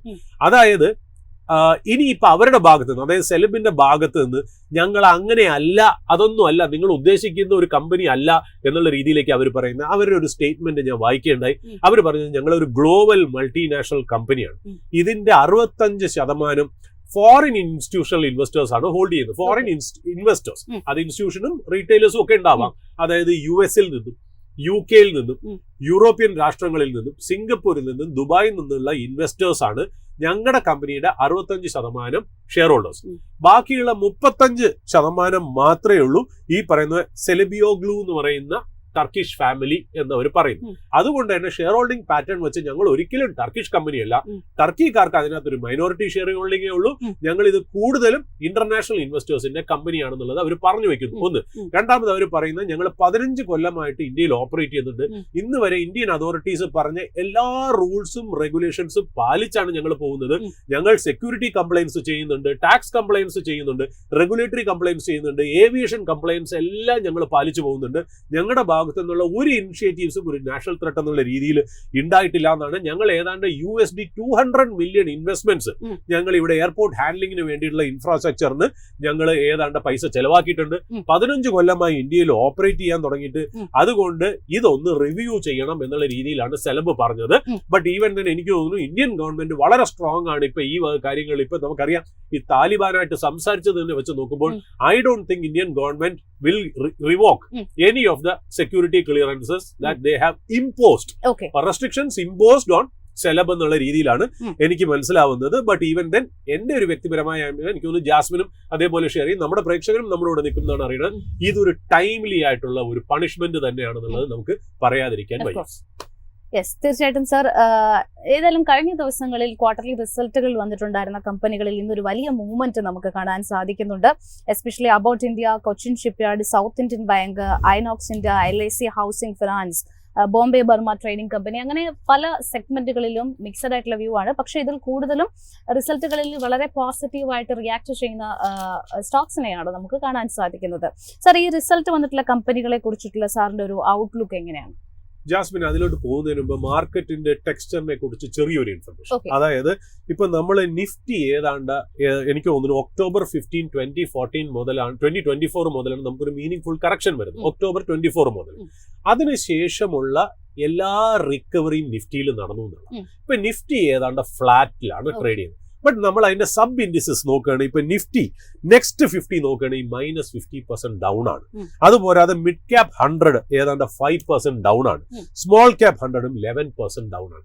അപ്പൊ അതായത് പൊതുവെ ഇൻഡിവിജ്വൽ ഇൻവെസ്റ്റേഴ്സിന്റെ പോർട്ട്ഫോളിയോ നോക്കുകയാണെങ്കിൽ വേണ്ട രീതിയിൽ ഒരു അപ്രീസിയേഷൻ ചിലപ്പോൾ ഈ റിക്കവറിയിൽ ഉണ്ടായെന്ന് കാണിക്കില്ല. കാരണം കൂടുതലും നിഫ്റ്റി കമ്പനീസിലാണ് റിക്കവറി വന്നിട്ടുള്ളത്. അപ്പൊ മിക്കവാറും ഇനി അങ്ങോട്ട് എനിക്ക് തോന്നുന്നു നിഫ്റ്റി ഒരു ലെവൽ വെച്ചിട്ട് എനിക്ക് തോന്നുന്നു അതിന്റെ എന്താ പറയുക ഒരു സ്ട്രെങ്ത്തും ഒക്കെ ഒന്ന് ടേപ്പർ ചെയ്ത് വരുന്നതായിട്ടാണ് കാണുന്നത്. ചിലപ്പോൾ ഒരു നിഫ്റ്റി ഈ ലെവലിൽ കൺസോൾഡ് ചെയ്തിട്ട് ഈ പറയുന്ന പോലെ എനിക്ക് തോന്നുന്നു നിഫ്റ്റി നെക്സ്റ്റ് 50 ആയിരിക്കും ഇനി അങ്ങോട്ട്, അല്ലെങ്കിൽ മിഡ് ക്യാപ് ലെവലിലൊക്കെ ആയിരിക്കാം ഇനി ഒരു വാല്യൂ ബൈങ് വരുന്നത് എന്നുള്ളതാണ് എനിക്ക് തോന്നുന്നത് ഒരു മാർക്കറ്റിന്റെ ടെക്സ്ചർ വെച്ച് നോക്കുമ്പോൾ. പിന്നെ നമ്മൾ ഇപ്പോൾ ഇന്നലെ പറഞ്ഞ പോലെ ഇന്നലെ ഹ്യൂജ് ഷോർട്ട് കവറിംഗ് ഉണ്ടായി എന്നുള്ള കാര്യം ശരിയാണ് മാർക്കറ്റിൽ. എസ്പെഷ്യലി ട്രംപിന്റെ സ്റ്റേറ്റ്മെന്റ് ആണ്, അതായത് ഇന്ത്യ ആയിട്ടുള്ള ട്രേഡ് ടാരിഫ്, അതായത് US ഗുഡ്സിന് ഏതാണ്ട് നമ്മൾ ഫുള്ളായിട്ട് ഒരു ഡ്യൂട്ടിയും ഇമ്പോർട്ടും ഇല്ലാതെ എന്നുള്ള രീതിയിൽ ഒരു ഫ്രണ്ട് ഫൂട്ട് വെച്ചിട്ട് ട്രംപിന്റെ ഒരു ട്വീറ്റ് ആണ് കാര്യങ്ങൾ തിരിച്ചത്. ഭയങ്കരമായിട്ടുള്ള ഒരു ഷോർട്ട് കവറിംഗ് ഇന്നലെ മാർക്കറ്റിൽ കണ്ടു എന്നുള്ളത് വാസ്തവം തന്നെയാണ്. ഞാൻ ഇപ്പൊ ഇന്ന് നമ്മൾ നടന്ന ഓരോ കമ്പനികളുടെ ഇപ്പൊ സ്റ്റോക്ക് ഇൻ ന്യൂസ് എന്ന് ജാസ്മിൻ പറഞ്ഞല്ലോ, അതിൽ ഞാൻ പറയാൻ ഉദ്ദേശിക്കുന്നത് അതെന്താണെന്ന് വെച്ചാൽ ഈ ബ്ലോക്ക് ഡീൽ. ഇപ്പൊ ബ്ലോക്ക് ഡീൽ എന്താണെന്ന് എനിക്ക് പ്രേക്ഷകരെ ഒന്ന് അറിയിക്കണമെന്ന് ആഗ്രഹമുണ്ട്. അപ്പൊ ആ ഒരു ബ്ലോക്ക് ഡീൽ വെച്ച് തന്നെ നമുക്ക് ഇന്നത്തെ സ്റ്റോക്ക് ഇൻ ന്യൂസ് തുടങ്ങാം. അതെന്ന് പറയുന്നത് ഭാരതി എയർടെൽ ആണ്. ഈ ഭാരതി എയർടെലില് സിംഗ്ടെൽ സ്റ്റേക്ക് എടുത്തിട്ടുണ്ട്. അതായത് സിംഗപ്പൂർ ടെലികോമിന് ഭാരതി എയർടെലില് ഷെയർ ഹോൾഡിംഗ് ഉണ്ട്. അത് ഏതാണ്ട് പാസ്റ്റൽ എന്ന് പറയുന്ന ഒരു കമ്പനി കൂടെയാണ് അവർ ഹോൾഡ് ചെയ്തേക്കുന്നത്. അവര് ഒരു 0.8% ഭാരതി എയർടെലിൽ സെല് ചെയ്യാൻ പോകുന്നുണ്ട് ഇന്ന്. അത് ഏതാണ്ട് എനിക്ക് തോന്നുന്നു 1800 രൂപ പെർ ഷെയറിനാണ് അവർ സെല് ചെയ്യുന്നത്. അതിന്റെ ടോട്ടൽ സൈസ് എന്ന് പറഞ്ഞാൽ 8567 ക്രോർസിന്റെ ഒരു ബ്ലോക്ക് ഡീലാണ്. അത് 1800 രൂപ പെർ ഷെയറിന് അവര് ഒരു ബ്ലോക്ക് ഡീലിൽ കൂടി സെല്ല് ചെയ്യുന്നു എന്നുള്ള ഇൻഫർമേഷൻ ആണ് നമുക്ക് കിട്ടുന്നത്. ഏതാണ്ട് 1867 രൂപയാണ് അതിന്റെ മാർക്കറ്റ് പ്രൈസ് എന്ന് പറയുന്നത്. അപ്പൊ 1800 അവർ സെല്ല് ചെയ്ത് മാറാൻ പോകുന്നത്. അവിടെ എയർടെല്ലിൽ ഒരു ബ്ലോക്ക് ഡീൽ നടക്കുന്നു. ഒന്ന്. രണ്ടാമത് JSW ഇൻഫ്ര. ഈ JSW ഇൻഫ്രയ്ക്കകത്ത് ഈ പ്രൊമോട്ടർ ഗ്രൂപ്പ് ഏതാണ്ട് ഒരു 2% സെല്ല് ചെയ്യുന്നുണ്ട്. ഈ 2% സെല്ല് ചെയ്യുന്ന വെച്ചാൽ ലിസ്റ്റിംഗ് നോംസ് പ്രകാരം പ്രൊമോട്ടറിന്റെ ഹോൾഡിംഗ് ഒന്ന് കുറയ്ക്കണം. അതിന് വേണ്ടിയിട്ടാണ് ഈ 2% അവർ സെല്ല് ചെയ്യുന്നത്. ഈ സെല്ല് ചെയ്യാൻ നേരത്ത് എനിക്ക് തോന്നുന്നു 288 രൂപയ്ക്കാണ് അവർ സെല്ല് ചെയ്യുന്നത്. മാർക്കറ്റ് പ്രൈസ് എനിക്ക് തോന്നുന്നു 297 ആയിരുന്നു ഇന്നലത്തെ ക്ലോസ്. 288 രൂപയ്ക്കാണ് അവർ സെല്ല് ചെയ്യുന്നത്. ഏതാണ്ട് 1200 കോടിയുടെ ഈ പറയുന്ന പോലെ ഒരു സെല്ലിംഗ് ആണ് നടക്കുന്നത് എന്നുള്ളതാ. പിന്നെ ഈ രണ്ട് ഡീലും നമ്മളിപ്പോൾ ഭാരതി എയർടെലിലെ ബ്ലോക്ക് ഡീലും പറഞ്ഞു, ഈ JSWയിലെ ബ്ലോക്ക് ഡീലും പറഞ്ഞു. ഇനി ഈ ഇവര് ഇനി 60 ദിവസത്തേക്ക് ലോക്ക് ഇൻ പീരീഡ് ആണ്, വേറെ സെല് ചെയ്യാൻ പാടില്ല. അതാണ് ബ്ലോക്ക് ഡീലിന്റെ മാനദണ്ഡം. എന്താണ് ബ്ലോക്ക് ഡീൽ എന്നല്ലേ? ഈ ബ്ലോക്ക് ഡീൽ എന്നുള്ളതാണ് നമുക്ക് പ്രേക്ഷകരുടെ മുന്നിൽ അവതരിപ്പിക്കണം എന്ന് പറഞ്ഞാൽ പ്രേക്ഷകരുടെ ശ്രദ്ധയിലേക്ക് നമ്മൾ പറയുന്നു. ബ്ലോക്ക് ഡീൽ എന്ന് പറഞ്ഞാൽ ഒരു പ്രീ ഡിറ്റർമിൻഡ് ആയിട്ടുള്ള ഒരു പ്രൈസിൽ രണ്ട് പാർട്ടീസ് തമ്മിൽ നടക്കുന്ന 1-to-1 ട്രാൻസാക്ഷനെയാണ് നമ്മൾ ബ്ലോക്ക് ഡീൽ എന്ന് പറയുന്നത്. ഈ ബ്ലോക്ക് ഡീൽ സാധാരണ നടത്തുന്നത് ഒന്നില്ലെങ്കിൽ കമ്പനികളുടെ പ്രൊമോട്ടറോ, അല്ലെങ്കിൽ ഒരു ഫോറിൻ ഇൻസ്റ്റിറ്റ്യൂഷണൽ ഇൻവെസ്റ്ററോ, അല്ലെങ്കിൽ ഒരു മ്യൂച്വൽ ഫണ്ടോ, അല്ലെങ്കിൽ ഒരു ലാർജ് ഇൻസ്റ്റിറ്റ്യൂഷനോ, അല്ലെങ്കിൽ വലിയൊരു ഹൈ നെറ്റ്വർത്ത് ഇൻഡിവിജ്വലോ വേറെ ഒരു പാർട്ടിയുമായിട്ട് ഒരു സെല്ല് ചെയ്യുന്ന ആണ് ഒരു ബ്ലോക്ക് ഡീൽ എന്ന് പറയും. ഈ ബ്ലോക്ക് ഡീൽ ഒരിക്കലും നമ്മുടെ സാധാരണ ടെർമിനലിലോ വിൻഡോയിലോ കാണാറില്ല. അതിനൊരു സ്പെഷ്യൽ ആയിട്ടുള്ള ഒരു വിൻഡോ ആണ്. അതിനെ ബ്ലോക്ക് ഡീൽ ടെർമിനൽ എന്ന് തന്നെയാണ് നമ്മൾ അതിനകത്ത് പറയുന്നത്. അത് കൂടുതലും 9:15 ആസ് വി സ്പീക്ക്, ഇപ്പൊ നമ്മൾ ഏതാണ്ട് 10 മണി അടുപ്പിച്ചുകൊണ്ടിരിക്കുന്നു. 9:15 9:50 ഇടയ്ക്കാണ് ഈ ട്രേഡ് നടക്കുന്നത്. അതൊരു സെപ്പറേറ്റ് വിൻഡോ കൂടെയാണ് സംസാരിക്കുന്നത്. അത് ബയറും സെല്ലറും തമ്മിൽ നേരത്തെ നെഗോഷിയേറ്റ് ചെയ്ത പ്രൈസ് വയ്ക്കും. ആ പ്രൈസ് ഉപയോഗിച്ച് അങ്ങോട്ടും ഇങ്ങോട്ടും ട്രാൻസാക്ഷൻ നടക്കും. ഈ നടന്നതിന് ശേഷം at the end of the day market എക്സ്ചേഞ്ചസിനെയും സെബിയെയും അറിയിക്കണം. അതായത് ആരൊക്കെയാണ് ഇത് വിറ്റത്, ആരൊക്കെയാണ് ഇത് മേടിച്ചത്, എത്ര പ്രൈസിനാണ്, എത്ര നമ്പർ ഓഫ് ഷെയർസ് ആണെന്നുള്ള ഇൻഫർമേഷൻ അറിയിക്കണം. അതോടുകൂടി ഇത് പബ്ലിക് ഇൻഫർമേഷൻ ആവുന്നുള്ളൂ. ചിലപ്പോൾ ഈ ന്യൂസുകൾ അതായത് മാർക്കറ്റ് ഓപ്പണിന് മുമ്പേ തന്നെ നമുക്ക് കിട്ടും. ചില ബ്രോക്കറേജസ് ചില പബ്ലിസൈസ്ഡ് ആയിട്ടുള്ള ഇൻഫർമേഷൻ ആണെങ്കിൽ നമുക്ക് കിട്ടും. ചിലതാണെങ്കിൽ നടന്നതിന് ശേഷം മാത്രമേ നമുക്ക് കിട്ടാറുള്ളൂ. അപ്പോൾ ഒരു സെപ്പറേറ്റ് വിൻഡോ ആണ്, സ്പെഷ്യലൈസ്ഡ് വിൻഡോ ആണ്. ആ വിൻഡോയിൽ കൂടെ മാത്രം നടക്കുന്ന 1-to-1 ട്രാൻസാക്ഷനാണ് നമ്മൾ ബ്ലോക്ക് ഡീൽ എന്ന് പറയുന്നത്. അത് നേരത്തെ എഗ്രി ചെയ്ത പ്രൈസ് ആണ് അതിനകത്ത് നടക്കുന്നത് എന്നുള്ളതാണ്. അതിൻ്റെ ഒരു നമ്മുടെ നോർമൽ ഐസിൽ അല്ലെങ്കിൽ നോർമൽ ട്രേഡിംഗ് വിൻഡോയിൽ അത് കാണാൻ സാധിക്കില്ല എന്നുള്ളത്. എന്തുകൊണ്ട് ബ്ലോക്ക് ഡീൽ ചെയ്യുന്നു എന്ന് വെച്ചാൽ ഈ ഒരു സ്പെഷ്യൽ ട്രാൻസാക്ഷൻ ആണല്ലോ. അതായത് വല്ലപ്പോഴും നടക്കുന്ന ഒരു ട്രാൻസാക്ഷൻ, അല്ലെങ്കിൽ വലിയൊരു ഷെയർ ഹോൾഡറിന് ഒരു കമ്പനിയിൽ നിന്ന് എക്സിറ്റ് ചെയ്യണം, അല്ലെങ്കിൽ വലിയൊരു ഷെയർ ഹോൾഡറിന് ആ കമ്പനിയിലേക്ക് മേടിക്കണം എന്നിങ്ങനെയുള്ള കാര്യം വരുമ്പോൾ നമ്മുടെ നോർമൽ പ്രൈസിനെയും വോളിയത്തിനെയും അഫക്ട് ചെയ്യാൻ പാടില്ല. അതായത് നമ്മുടെ എക്സ്ചേഞ്ച്, നമ്മളെ പോലെ സാധാരണ റീറ്റെയിൽ ഇൻവെസ്റ്റർ ട്രേഡ് ചെയ്യുന്ന ആ വിൻഡോ ഉണ്ടല്ലോ, ആ കാണുന്ന നമ്മുടെ സ്ക്രീനിൽ കാണുന്ന ആ പ്രൈസിന്റെയും ആ ട്രേഡ് ഡീറ്റെയിൽസിനെയും അഫക്ട് ചെയ്യാതിരിക്കാൻ വേണ്ടിയിട്ടാണ് ബ്ലോക്ക് ഡീൽ എന്ന് പറയുന്ന ഒരു കൺസെപ്റ്റ് നമ്മൾ കൊണ്ടുവന്നേക്കുന്നത് എന്നുള്ളത്. അപ്പൊ അതാണ് ഞാൻ ഒന്ന് ഈ എയർടെലിന്റെയും JSWയും കൂടെ ഞാൻ ഒന്ന് എക്സ്പ്ലെയിൻ ചെയ്ത് ഈ ബ്ലോക്ക് ഡീൽ നമ്മുടെ പ്രേക്ഷകരിലേക്ക് എത്തിച്ചത്. പിന്നെ രണ്ടാമത് പറഞ്ഞ PB ഇൻഫോടെക് ആണ്. PB ഇൻഫോടെക് നമുക്ക് എല്ലാവർക്കും അറിയാം. പോളിസി ബസാർ എന്ന് പറഞ്ഞ ഓൺലൈൻ ഇൻഷുറൻസ് പ്ലാറ്റ്ഫോമും പിന്നെ പൈസ ബസാർ എന്ന് പറഞ്ഞാൽ ഡിജിറ്റൽ ലെൻഡിംഗ് പ്ലാറ്റ്ഫോമിന്റെയും മദർ കമ്പനിയാണ് PB ഇൻഫോടെക് എന്ന് പറയുന്നത്. റിസൾട്ട് റിസൾട്ട് ആണ്, അത് യാതൊരു സംശയമില്ല. ബെറ്റർ എന്ന് പറയാൻ പറ്റില്ല, ബട്ട് എക്സ്പെക്ടഡ് റിസൾട്ട് ആണ്. ബട്ട് റിസൾട്ട് നെഗറ്റീവ് ആണ്. ഏത് കണ്ണിൽ കൂടെ നോക്കുമ്പോൾ അത് ട്രേഡ് ചെയ്യണ വാല്യുവേഷൻ വെച്ച് നോക്കുമ്പോൾ ഇപ്പോഴത്തെ വാല്യുവേഷനിൽ ഈ റിസൾട്ട് ഓക്കെ അല്ല എന്നുള്ളത്. അപ്പൊ ആ സ്റ്റോക്കിന് ഒരു ചെറിയൊരു പ്രഷർ വരുമോ എന്ന് എനിക്ക് സംശയമുണ്ട്, ഉറപ്പില്ല. ഇതൊരു അഡ്വൈസ് ഒന്നുമല്ല, നമ്മുടെ ഒരു അക്കാഡമിക് ഇൻട്രസ്റ്റിൽ നമ്മൾ പറയുന്നു എന്ന് മാത്രം. പിന്നെ വരുന്നത് പതാഞ്ജലി ഫുഡ്സ് എന്നുള്ളതാണ്. പതാഞ്ജലി ഫുഡ്സിന്റെ റിസൾട്ടും ഓക്കെ റിസൾട്ട് തന്നെയാണ്. ബട്ട് ഈ പറഞ്ഞ പോലെ ആ റിസൾട്ട് നമ്മൾ ഒന്ന് സൂക്ഷിച്ച് ഒരു മൈക്രോ ലെവലിൽ നമ്മളൊന്ന് സ്റ്റഡി ചെയ്ത് കഴിഞ്ഞാൽ മനസ്സിലാവണമെന്ന് വെച്ചാൽ അതിന്റെ ബിസിനസ് സൈക്കിൾ ഒന്ന് അവസാനിക്കുന്ന പോലെ കാണും. അതായത് ഒരു സൈക്ലിക്കലാണ്. കാര്യം ഓയിൽ സീഡ്സും എല്ലാം കൂടെ ചേർന്ന ഒരു കമ്പനിയാണല്ലോ അത്. അതിന്റെ പ്രൈസിംഗ് വെച്ചൊന്ന് നോക്കുമ്പോൾ റിസൾട്ട് ഭേദപ്പെട്ടതാണെങ്കിൽ പോലും ആ ബിസിനസ് സൈക്കിള് ഒന്ന് അവസാനിക്കുന്നതായിട്ട് കാണുന്നതുകൊണ്ട് ചിലപ്പോൾ ഒരു പ്രോഫിറ്റ് ബുക്കിംഗ് പതാഞ്ജലി ഫുഡ്സിലേക്ക് വന്നോളാന്നാണ്. പിന്നെ വളരെ ഇമ്പോർട്ടന്റ് ആയിട്ട് വരുന്നത് അക്സോ നോബൽ ആണ്. നമ്മൾ ഇടയ്ക്കിടയ്ക്ക് ഇതിന്റെ ന്യൂസ് നമ്മൾ പറഞ്ഞിരുന്നു. അക്സോ നോബൽ എന്ന് പറയുന്ന അതിന്റെ ഡച്ച് കമ്പനി പേരന്റ് അവരുടെ ഇന്ത്യൻ സ്റ്റേക്ക്, അതായത് ഇന്ത്യൻ സബ്സിഡറി, അത് ലിസ്റ്റഡ് ആണ് സ്റ്റോക്ക് മാർക്കറ്റിൽ. അത് വിൽക്കാനുണ്ട് എന്നുള്ള ഒരു ഇൻഫർമേഷൻ ആണ് നമുക്ക് കിട്ടിയിരുന്നത്. അത് ഏതാണ്ട് മാർക്കറ്റ് പ്രൈസ് 3477 റുപ്പീസിലാണ് അത് ട്രേഡ് ചെയ്യണം അല്ലെ, 3540. ഇന്നിപ്പോ കയറിയതായിരിക്കും. അതായത് 3500 രൂപയ്ക്കാണ് അത് ട്രേഡ് ചെയ്യുന്നത്. ഏതാണ്ട് 15834 കോടിയുടെ മാർക്കറ്റ് ക്യാപ്പിലാണ്. ഇപ്പൊ ചിലപ്പോൾ 16,000 കോടി ഇന്നത്തെ മൂവ്മെന്റിലായിരിക്കാം. അപ്പൊ അതിന്റെ ഏതാണ്ട് 75% സ്റ്റേക്ക് ആണ് ഈ പറയുന്ന പോലെ ഈ അക്സോ നോബൽ ഹോൾഡ് ചെയ്യുന്നത്. അതിൽ അവർക്ക് വിറ്റ് മാറാനുള്ള ആഗ്രഹമുണ്ട്. അതായത് ഡച്ച് പാരന്റിന് വിറ്റ് മാറാനുള്ള ആഗ്രഹമുണ്ടെന്ന് നമ്മൾ നേരത്തെ തന്നെ കേട്ടിരുന്നു. അതിനു വേണ്ടിയിട്ട് ഇൻഡിഗോ പെയിന്റ്സും നമ്മുടെ ഫെവിക്കോൾ മേക്കറായ പിഡിലൈറ്റും ഒക്കെ ബിഡ് ചെയ്യണമെന്നാണ് കേട്ടത്. But over A period of time അവരൊക്കെ ആ ബിഡ് നിന്ന് പിൻവലിച്ച് JSW മുന്നോട്ട് പോകണമെന്നുള്ളത്. ഇപ്പൊ JSWയെ സംബന്ധിച്ച് ഒരു സ്ട്രാറ്റജിക് ഫിറ്റ് എന്നാണെന്നറിയോ, JSWന്റെ ടാർഗറ്റ് 10,000 crore എത്തിക്കുക എന്നുള്ള. അപ്പോ ഇപ്പൊ ഈ ഇനോർഗാനിക് റൂട്ടിൽ കൂടി, അതായത് ഈ അക്സോ നോബൽ എന്ന് പറയുന്നത് ഡ്യൂലക്സ് പെയിന്റ് എന്ന് പറയുന്ന ബ്രാൻഡുള്ള കമ്പനിയാണ് ഈ അക്സോ നോബൽ എന്ന് പറയുന്നത്. ഈ അക്സോ നോബൽ എടുക്കുന്നതോടുകൂടി അവർക്ക് പെട്ടെന്ന് ഈ 10,000 crore എന്ന് പറഞ്ഞ ടാർഗറ്റിലേക്ക് എത്താം എന്നുള്ളതാണ് JSW പെയിന്റ്സിനുള്ള ഒരു അഡ്വാൻറ്റേജ്. രണ്ടാമത്തേന്ന് വെച്ചാൽ പെയിന്റ് ഇൻഡസ്ട്രി എന്നും മാർക്കറ്റ് ലീഡർ ആയിട്ടിരിക്കുന്നത് ഏഷ്യൻ പെയിന്റ്സ് ആണ്. രണ്ടാമത് ഈ പറയുന്ന പോലെ ബർജർ ആണ്. മൂന്നാമത്തെ കൻസായി നിറോലാക്. JSW എനർജി ഫെയർലി ഒരു ന്യൂ എൻട്രന്റ് ആണ്. പെക്കിംഗ് ഓർഡറിൽ വളരെ താഴോട്ട് കിടക്കുന്ന കമ്പനി. എന്നാൽ അക്സോ നോബൽ ടേക്ക് ഓവർ ചെയ്യുന്നതോടുകൂടി അതിൽ സ്റ്റേക്ക് എടുക്കുന്നതോടുകൂടി നാലാമതെത്താനുള്ള ചാൻസും വളരെ ഹയർ ആണെന്നുള്ളത്. അപ്പൊ അക്സോ നോബലിന്റെ സ്റ്റോക്ക് എങ്ങനെയാണ് പെർഫോം ചെയ്യുന്നതെന്നും കൂടെ നമുക്കൊന്ന് നോക്കേണ്ടിയിരിക്കുന്നു. മാർക്കറ്റ് ഇന്നലെ ഈ പറയുന്ന പോലെ വളരെ സ്ട്രെങ്ത് കാണിച്ചു. എന്നാൽ US മാർക്കറ്റ് എന്താ പറയുക, ഒരു സിഗ്നിഫിക്കന്റ് ആയിട്ട് മൂവ് ഒന്നും നമ്മൾ കണ്ടില്ല. ഒരു മിക്സഡ് റെസ്പോൺസ് ആണ് കണ്ടതെന്നുള്ളതും കൂടെ നമ്മളൊന്ന് പറഞ്ഞു വെക്കുന്നു. മാർക്കറ്റിൽ പ്രേക്ഷകരോട് പറയാൻ നമുക്കുള്ളത് ഈ പറയുന്ന പോലെ എല്ലാ പോസിറ്റീവ് ന്യൂസും അബ്സോർബ് ചെയ്ത് നിൽക്കുന്ന മാർക്കറ്റാണ്. അപ്പൊ മാർക്കറ്റിൽ സ്ട്രക്ചറലി ഒരു ബുൾ മാർക്കറ്റിന്റെ ഒരു ആറ്റിറ്റ്യൂഡ് തന്നെ ഉണ്ടെങ്കിൽ പോലും വാല്യുവേഷൻ കംഫർട്ട് കുറച്ച് കുറവാണ്. അത് മാത്രമല്ല വരാവുന്ന എല്ലാ പോസിറ്റീവ് ന്യൂസും, നമ്മൾ പറഞ്ഞല്ലോ ഒരിടയ്ക്ക് നമ്മൾ കഴിഞ്ഞ മാസം പറഞ്ഞത് എല്ലാ നെഗറ്റീവ് ന്യൂസും മാർക്കറ്റിലേക്ക് വന്നു എന്നാണ്. ഇപ്പൊ അങ്ങനെയല്ല. നമ്മുടെ ചുറ്റുമുള്ള എല്ലാ പോസിറ്റീവ് ന്യൂസും, ഇന്നലെ ആ ട്രംപിന്റെ ആ ഒരു ട്വീറ്റോട് കൂടി മാർക്കറ്റ് കയറിയത് കാരണം എല്ലാം പ്രൈസ്ഡ് ഇൻ ആണ് എന്നുള്ളതാണ്. മാർക്കറ്റ് അത്രയ്ക്ക് ഒരു ചീപ്പ് വാല്യുവേഷനിലോ അല്ലെങ്കിൽ വളരെ ഹയർ വാല്യുവേഷനോ അല്ല, മോഡറേറ്റ് ടു ഹയർ വാല്യുവേഷൻ എന്ന് പറയുന്ന ആ ഒരു സ്പെക്ട്രത്തിലാണ് ട്രേഡ് ചെയ്യുന്നത്. അതുകൊണ്ട് ഇൻവെസ്റ്റേഴ്സ് ഒരു ചെറിയൊരു കോഷനോടുകൂടി, അതായത് സ്ട്രക്ചറൽ ബുൾ മാർക്കറ്റിന് യാതൊരു ചേഞ്ചും വരില്ല, ബട്ട് ഈവൻ ദെൻ ഒന്ന് കോഷ്യസ് ആയിട്ട് മുന്നേറുക. നിഫ്റ്റി ഏതാണ്ട് ഈ പറഞ്ഞ പോലെ ഒക്ടോബർ കറക്ഷനിൽ നിന്നും ഏതാണ്ട് ഫ്ലാറ്റ് ആയിട്ട് തന്നെ ട്രേഡ് ചെയ്യുന്നു. എല്ലാ ലോസസും അത് റിക്കവർ ചെയ്തു. ബട്ട് ഈവൻ ദെൻ ഇനിയിപ്പോ നിഫ്റ്റി ഒന്ന് കൺസോൾഡേറ്റ് ചെയ്യുകയും ചെയ്തിട്ട് ഇനി നിഫ്റ്റി നെക്സ്റ്റ് 50യോ അല്ലെങ്കിൽ മിഡ് ക്യാപ്പ് ഏരിയയിലോ ആയിരിക്കാം ഒരു വാല്യൂ ബൈയിങ് വരുന്നത്. അതും കണ്ണടച്ച് ബൈ ചെയ്യാൻ പറ്റില്ല. റിസൾട്ട് നോക്കി വാല്യുവേഷന് ഇമ്പോർട്ടൻസ് കൊടുത്ത് ഒരു സ്റ്റോക്ക് പിക്കേഴ്സ് മാർക്കറ്റ് ആയിട്ട് മാത്രം ഇൻവെസ്റ്റേഴ്സ് ഇതിനെ കണക്കാക്കണമെന്ന് പറഞ്ഞു വെക്കും. ഏതായാലും നമുക്ക് മാർക്കറ്റിന്റെ അപ്ഡേറ്റ്സിലേക്ക് കൂടി കടക്കേണ്ടതുണ്ട്. അതിനായിട്ട് റിസർച്ച് ഡെസ്കിൽ നിന്ന് സഫാനാണ് ജോയിൻ ചെയ്യുന്നത്. Good morning Safan. Good morning Jasmine. ഏതായാലും ഇന്നലെ നമ്മൾ 7 മാസത്തിനിടയിലെ വലിയൊരു മുന്നേറ്റമാണ്. നിഫ്റ്റിയുടെ ഒരു പെർഫോമൻസ് ആണ് നമ്മൾ കണ്ടത്. വലിയൊരു റാലി നമ്മൾ പ്രധാനപ്പെട്ട എല്ലാ സെഗ്മെന്റുകളിൽ ഉടനീളം കണ്ടിട്ടുണ്ടായിരുന്നു. നിഫ്റ്റി, ബാങ്ക് നിഫ്റ്റി, സെൻസെക്സ് അടക്കമുള്ള പ്രധാനപ്പെട്ട ബെഞ്ച് മാർക്ക് ഇൻഡീസസുകളിലൊക്കെ തന്നെ ഒരു വലിയ മുന്നേറ്റം നമ്മൾ കണ്ടിരുന്നു.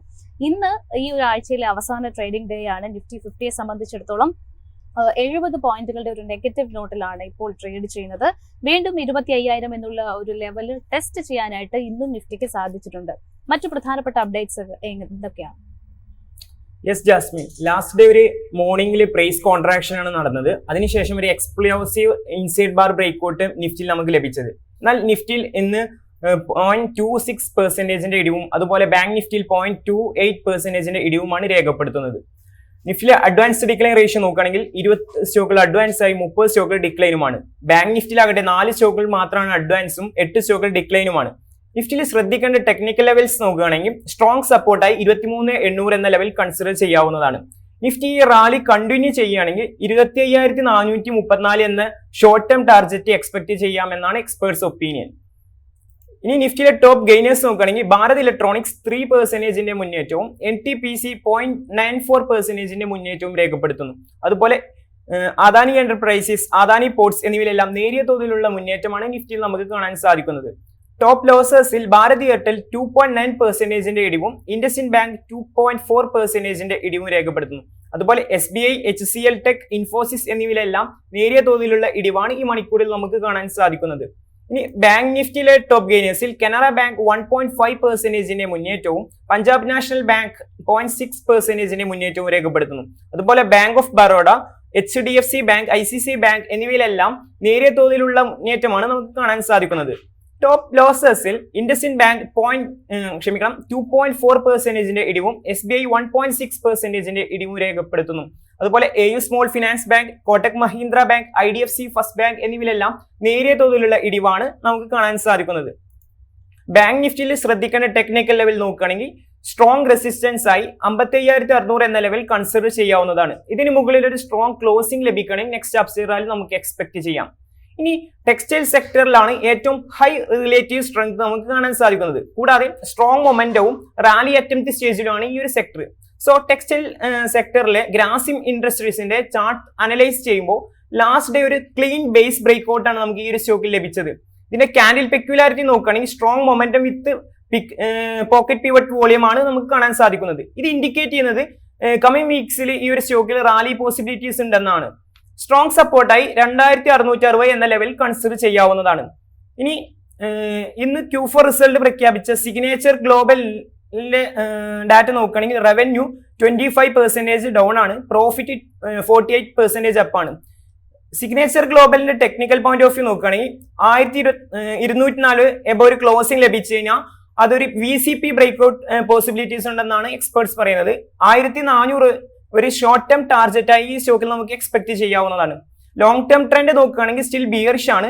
ബട്ട് റീസെന്റ് ബോട്ടം ഫോർമേഷനിൽ വോളിയം ഡ്രൈ അപ്പ് നമുക്ക് കാണാൻ സാധിക്കുന്നുണ്ട്. ഇനി മറ്റൊരു Q4 റിസൾട്ട് വന്ന എൻഡുറൻസിന്റെ ഡാറ്റ നോക്കുകയാണെങ്കിൽ റവന്യൂ 10.4% അപ്പും അതുപോലെ പ്രോഫിറ്റ് 16% അപ്പുമാണ് കാണാൻ സാധിക്കുന്നത്. എൻഡുറൻസിന്റെ ടെക്നിക്കൽ ലെവൽസ് നോക്കുകയാണെങ്കിൽ ലാസ്റ്റ് 6 ഡേയ്സിൽ സ്ട്രോങ് വോളിയം ബേസ്ഡ് ബൈയിങ് ആണ് നമുക്ക് ഈ സ്റ്റോക്കിൽ കാണാൻ സാധിക്കുന്നത്. കൂടാതെ ഈ സ്റ്റോക്ക് ട്രേഡ് ചെയ്യുന്നത് ഡൗൺ ട്രെൻഡ് അണ്ടർ പ്രഷറിലാണെങ്കിലും ഷോർട്ട് ടേം സപ്പോർട്ടായി 2,000 എന്ന ലെവൽ കൺസിഡർ ചെയ്യാവുന്നതാണ്. അടുത്തത് ബ്രേക്ക്ഔട്ട് കാൻഡിഡേറ്റ് ആയി JBM ഓട്ടോയുടെ ടെക്നിക്കൽ ലെവൽസ് നോക്കുകയാണെങ്കിൽ 12th മൈയിലാണ് ഈ ഒരു സ്റ്റോക്കിൽ മോർണിംഗ് സ്റ്റാർ പാറ്റേൺ ഫോം ചെയ്ത് അതിനുശേഷം ഒരു പ്രോപ്പർ ഫോളോ ത്രൂ ക്യാൻഡിലും ഫോം ചെയ്ത് ഇപ്പോൾ 714 ഒരു ബേസ് ബ്രേക്ക്ഔട്ടും ഈ സ്റ്റോക്കിൽ നമുക്ക് ലഭിച്ചിട്ടുണ്ട്. 851 എന്ന ലെവൽ ഒരു ഷോർട്ട് ടേം ടാർഗറ്റ് ആയി ഈ സ്റ്റോക്കിൽ നിന്ന് നമുക്ക് എക്സ്പെക്ട് ചെയ്യാവുന്നതാണ്. Last day up volume last 10 ഡേയ്സിൽ ഉണ്ടായിരുന്ന ഡൗൺ വോളിയത്തേക്കാൾ കൂടുതലാണ്. ഇത് ഇൻഡിക്കേറ്റ് ചെയ്യുന്നത് ഈ സ്റ്റോക്കിൽ മോർ അപ്സൈഡ് റാലി പോസിബിലിറ്റീസ് ഉണ്ടെന്നാണ്. ഇനി ലാസ്റ്റ് ഡേ സ്ട്രോങ് മൂവറായ JSW സ്റ്റീലിന്റെ ടെക്നിക്കൽ പോയിന്റ് ഓഫ് വ്യൂ നോക്കുകയാണെങ്കിൽ ഈ ഒരു സ്റ്റോക്കിൽ VCP പാറ്റേൺ ആണ് ഫോം ചെയ്യുന്നത്. 1074 മുകളിൽ ഒരു സ്ട്രോങ് ക്ലോസിംഗ് ലഭിക്കുകയാണെങ്കിൽ നെക്സ്റ്റ് അപ്സൈഡ് റാലി ഈ ഒരു സ്റ്റോക്കിൽ നമുക്ക് എക്സ്പെക്ട് ചെയ്യാം. കറന്റ്ലി ഈ സ്റ്റോക്ക് ട്രേഡ് ചെയ്യുന്നത് ഒരു റാലി അറ്റംപ്റ്റ് സ്റ്റേജിലാണ്. കൂടാതെ ലാസ്റ്റ് ഡേയിലൊക്കെ സ്പൈക്കിംഗ് വോളിയം ആക്ഷൻസ് നമുക്ക് ഈ സ്റ്റോക്കിൽ കാണാൻ സാധിക്കുന്നുണ്ട്. പിന്നെ എക്സ്റ്റൻഡ് റാലി ലഭിക്കുന്ന നിഫ്റ്റി ഡിഫൻസ് ഇന്ന് 3% അപ്പാണ്. 13th മെയിലാണ് സ്ട്രോങ് ബേസ് ബ്രേക്ക്ഔട്ട് നമുക്ക് ഈ ഇൻഡെക്സിൽ ലഭിച്ചത്. ഇപ്പോൾ ഇതിൽ സ്ട്രോങ് റാലി കണ്ടിന്യൂ ചെയ്യുന്നു. ലാസ്റ്റ് 6 ഡേയ്സ് ആയിട്ട് സ്ട്രോങ് മൊമെന്റം ക്യാൻഡിൽസും അതുപോലെ എക്സ്ട്രീംലി ബുള്ളിഷ് ആണ് റിലേറ്റീവ് സ്ട്രെങ്ത്തും. സ്ട്രോങ് സപ്പോർട്ടായി 7,300 എന്ന ലെവൽ കൺസിഡർ ചെയ്യാവുന്നതാണ്. ഇനി ഈ മണിക്കൂറിൽ സെക്ടോറിയൽ ഇൻഡിസസ് നോക്കുമ്പോൾ IT, FMCG, ഫാർമ, മെറ്റൽ എന്നിവയിലെല്ലാം നെഗറ്റീവ് സെന്റിമെന്റും മറ്റു സെക്ടേഴ്സിൽ മുന്നേറ്റവുമാണ് രേഖപ്പെടുത്തുന്നത്. IT sector technical point of view നോക്കുകയാണെങ്കിൽ ലാസ്റ്റ് 4 ഡേയ്സ് ആയിട്ട് സ്ട്രോങ് പ്രൈസ് കോൺട്രാക്ഷൻ ആണ് നമുക്ക് കാണാൻ സാധിക്കുന്നത്. 12th മെയിലെ ക്യാൻഡിലിന്റെ ഹൈ ബ്രേക്ക് ആണെങ്കിൽ സ്ട്രോങ് അപ്സൈഡ് റാലി നമുക്ക് എക്സ്പെക്ട് ചെയ്യാവുന്നതാണ്. സ്ട്രോങ് സപ്പോർട്ടായി 35,000 എന്ന ലെവൽ കൺസിഡർ ചെയ്യാം. ഇനി ഇതിന്റെ ഷോർട്ട് ടേം ടാർഗറ്റായി 42,876 എന്ന ലെവലാണ് എക്സ്പെക്ട് ചെയ്യുന്നത്. FMCG സെക്ടറിന്റെ ടെക്നിക്കൽ പോയിന്റ് ഓഫ് വ്യൂ നോക്കുകയാണെങ്കിൽ 57,128 ഒരു സ്ട്രോങ് റെസിസ്റ്റൻസ് ആണ്. അതിന് മുകളിൽ നല്ലൊരു റിജക്ഷൻസ് ആണ് നമുക്ക് കാണാൻ സാധിക്കുന്നത്. സോ സ്ട്രോങ് സപ്പോർട്ടായി 55,000 എന്ന ലെവൽ ഈ ഒരു സെക്ടറിൽ നമുക്ക് കൺസിഡർ ചെയ്യാവുന്നതാണ്. ഇനി നമുക്ക് മാർക്കറ്റ് ബ്രെഡ്ത്ത് അനലൈസ് ചെയ്യുമ്പോൾ ലാസ്റ്റ് ഡേ സ്ട്രോങ് മൂവേഴ്സ് 161 ആയിരുന്നു, കറന്റ് ഡേ സ്ട്രോങ് മൂവേഴ്സ് 54. ഇത് ലാസ്റ്റ് ഡേയും കമ്പയർ ചെയ്യുമ്പോൾ വളരെ കുറവാണെങ്കിൽ പോലും ഫോളോ ത്രൂ ക്യാൻഡിൽ പ്രോപ്പർ ആയി വർക്ക് ആവുന്നുണ്ട്. MMI ഇൻഡിക്കേറ്റ് ചെയ്യുന്നത് ഒരു ഹെൽത്തി സ്റ്റേറ്റ് ആണ് ജാസ്മിൻ. ഇവയൊക്കെയാണ് ഈ മണിക്കൂറിലെ മാർക്കറ്റ് അപ്ഡേറ്റ്സ്. ശരി, സഫ്വാനാണ് ഇപ്പോൾ മാർക്കറ്റിന്റെ കൂടുതൽ അപ്ഡേറ്റ്സ് നൽകിയിട്ടുണ്ടായിരുന്നത്. ഏതായാലും സൂരജ് സാർ, നമ്മളുടെ മറ്റ് പ്രധാനപ്പെട്ട ടെക്നിക്കൽ ഡീറ്റെയിൽസുമായിട്ട് നമുക്ക് ഒരു ഗസ്റ്റ് കൂടി ജോയിൻ ചെയ്യുന്നുണ്ട്. ഇൻവെസ്റ്റ്മെന്റ് കൺസൾട്ടന്റ് ഹരിപ്രിയ മാം ആണ് ഈ ഒരു സെഷനിൽ നമ്മളോടൊപ്പം ജോയിൻ ചെയ്യുന്നത്. Good morning ma'am, welcome to the show. Good morning. ഏതായാലും നമ്മൾ മാർക്കറ്റിലേക്ക് തന്നെ ആദ്യം കടക്കുകയാണ്. ഇന്നലെ കഴിഞ്ഞ ദിവസങ്ങളിൽ ഒരു വലിയ പെർഫോമൻസ്, 7 മാസത്തിനിടയിലെ ഒരു വലിയ ഹൈ ആണ് നിഫ്റ്റി 50 അടക്കം പ്രധാനപ്പെട്ട ബെഞ്ച്മാർക്ക് സൂചികകൾ കണ്ടത്. 25,000 എന്നുള്ള ഒരു ലെവല് വീണ്ടും റീടെസ്റ്റ് ചെയ്യാനായിട്ട് ഇന്നും സാധിച്ചിട്ടുണ്ട്. ഇന്നൊരു ഫ്ലാറ്റ് നെഗറ്റീവ് നോട്ടിലാണ് ട്രേഡിംഗ് കാണാൻ സാധിക്കുന്നത്. നിലവിലത്തെ ഈ ഒരു കണ്ടീഷനിൽ ഈ ഒരു ഹൈ ലെവൽസിൽ എങ്ങനെയാണ് അഡ്വൈസ് ചെയ്യുന്ന ഒരു രീതി? ഫസ്റ്റ് ഹാഫ് എന്താണെങ്കിലും നെഗറ്റീവ് നോട്ടിലാണ് പോയിരിക്കുന്നത്.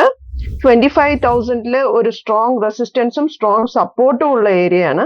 അതുകൊണ്ട് നമ്മളിവിടെ വെയിറ്റ് ആൻഡ് വാച്ച് ചെയ്യേണ്ടതാണ്. അറ്റ്ലീസ്റ്റ് ഇന്നത്തെ സെക്കൻഡ് ഹാഫ് വരെയെങ്കിലും നമ്മൾ വെയിറ്റ് ആൻഡ് വാച്ച് ചെയ്യണം. 2500 മേളില് എന്താണേലും 25,000 മേളില് നിഫ്റ്റി ഓപ്പൺ ആയതുകൊണ്ട് തന്നെ there is a fair chance നമുക്കൊരു 25,200 വരെ പോകാനുള്ള ചാൻസ് നമുക്കുണ്ട്. പക്ഷെ ഇപ്പൊ വരെയും നിഫ്റ്റി അതിന്റെ ആ മൂവ്മെന്റ് എടുത്ത് കാണിക്കുന്നില്ല. നമ്മൾ ഈ 25,200 വരെ പോകാനുള്ള ആ സാധ്യത തള്ളിക്കളയാനും പറ്റില്ല. ഇന്നേക്ക് രണ്ടാമത്തെ സെക്കൻഡ് സെഷൻ നമ്മൾ എന്താണേലും വാച്ച് ഓവർ ചെയ്യേണ്ടതാണ്.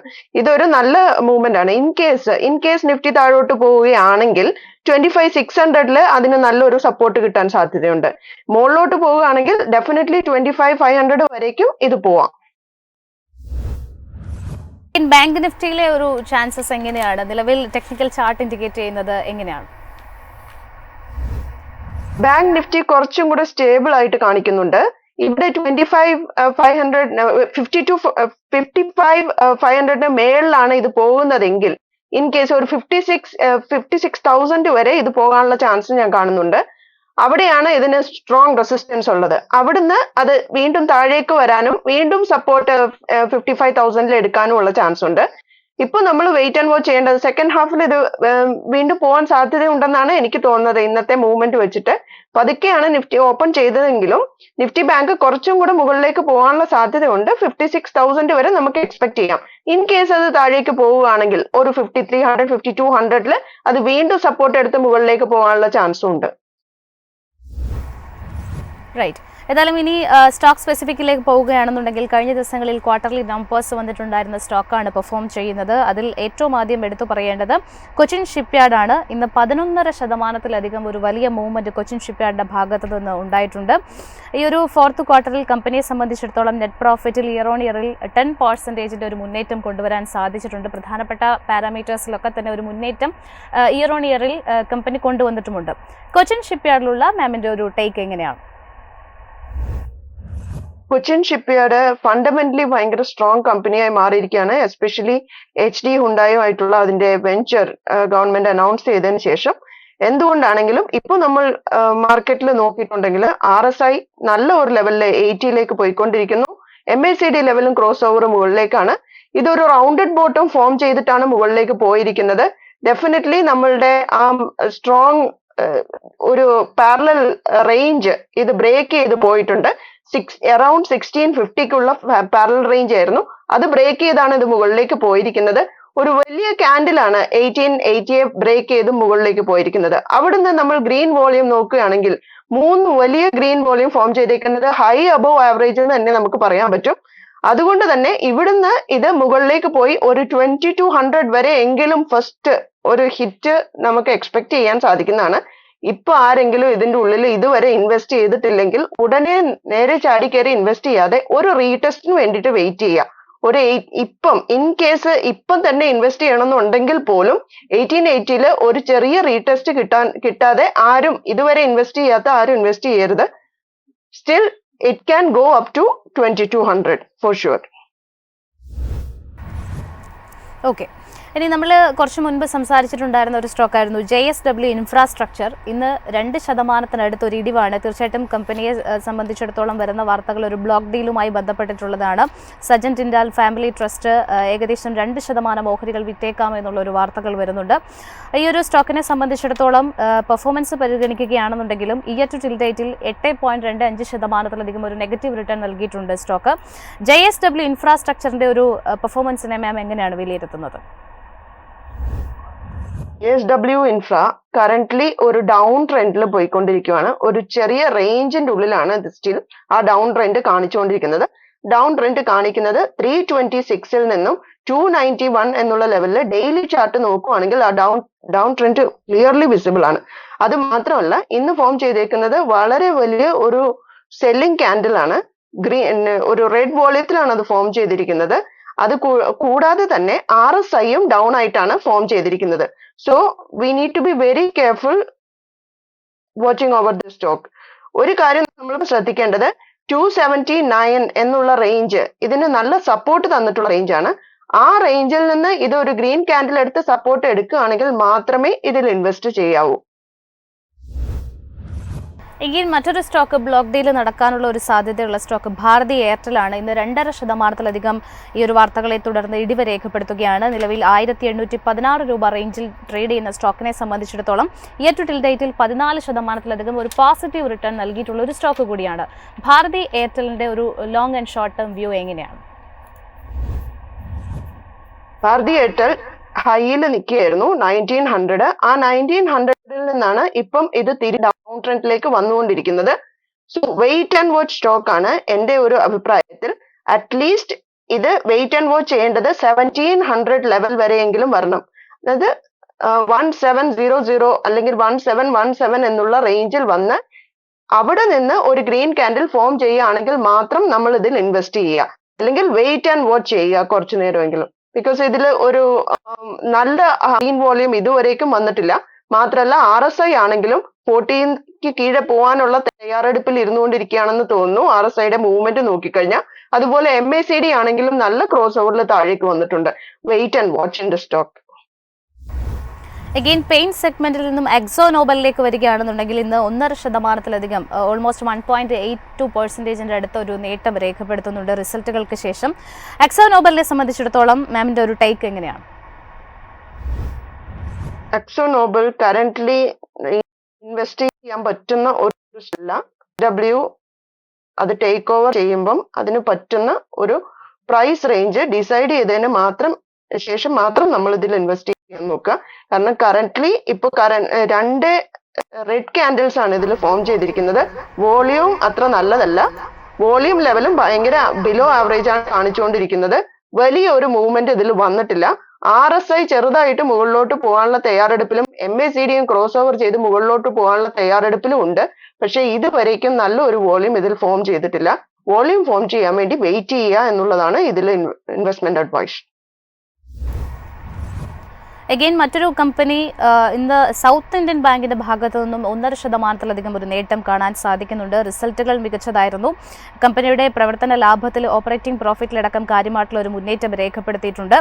സൗത്ത് ഇന്ത്യൻ ബാങ്കിനെ സംബന്ധിച്ചിടത്തോളം സ്റ്റോക്കുകളിൽ ഒരു പെർഫോമൻസ് ഇയർ ടു ടിൽ ഡേറ്റിൽ അഗെയിൻ പോസിറ്റീവായിട്ട് മാറിയിട്ടുള്ള ഒരു സ്റ്റോക്ക് കൂടിയാണ്. ഒരുപാട് നിക്ഷേപകരുടെയും അതോടൊപ്പം തന്നെ പ്രേക്ഷകരുടെയും ഒക്കെ തന്നെ പോർട്ട്ഫോളിയോയിൽ ഉണ്ടാകാൻ സാധ്യതയുള്ള ഒരു സ്റ്റോക്ക് എന്ന നിലയ്ക്ക് ഈ സ്റ്റോക്കിനെ എങ്ങനെയാണ് മാം വിലയിരുത്തുന്നത്? സൗത്ത് ഇന്ത്യൻ ബാങ്കിന്റെ സ്റ്റോക്ക് ടെക്നിക്കൽ അനാലിസിസ് വഴി നോക്കുവാണെങ്കിൽ നല്ല സ്ട്രോങ് ആയിട്ടാണ് അത് മുകളിലേക്ക് പോയിട്ടുള്ളത്. നല്ല ഗ്രീൻ വോളിയം ഫോം ചെയ്തിട്ടുണ്ട്. മാത്രമല്ല ഇത് ഒരു ലോങ് ടേം ആയിട്ട് മന്ത്സുകളോളം ഇത് ഓൾമോസ്റ്റ് കഴിഞ്ഞ ഓഗസ്റ്റ് തുടങ്ങി നമ്മൾ നോക്കുകയാണെങ്കിൽ ഫോം ചെയ്തേക്കുന്ന 26 എന്നുള്ള ആ സപ്പോർട്ട് ലെവൽ അത് ബ്രേക്ക് ചെയ്തിട്ടാണ് റെസിസ്റ്റൻസ് ലെവൽ 26 എന്നുള്ള റെസിസ്റ്റൻസ് ലെവൽ ബ്രേക്ക് ചെയ്തിട്ടാണ് അത് മുകളിലേക്ക് പോയിരിക്കുന്നത്.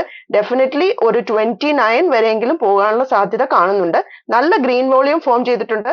മാത്രമല്ല RSI ലെവല് 60ക്കൊക്കെ ഒരുപാട് മേളിലാണ്. അത് 80ലോട്ട് പോയിക്കൊണ്ടിരിക്കുന്നു.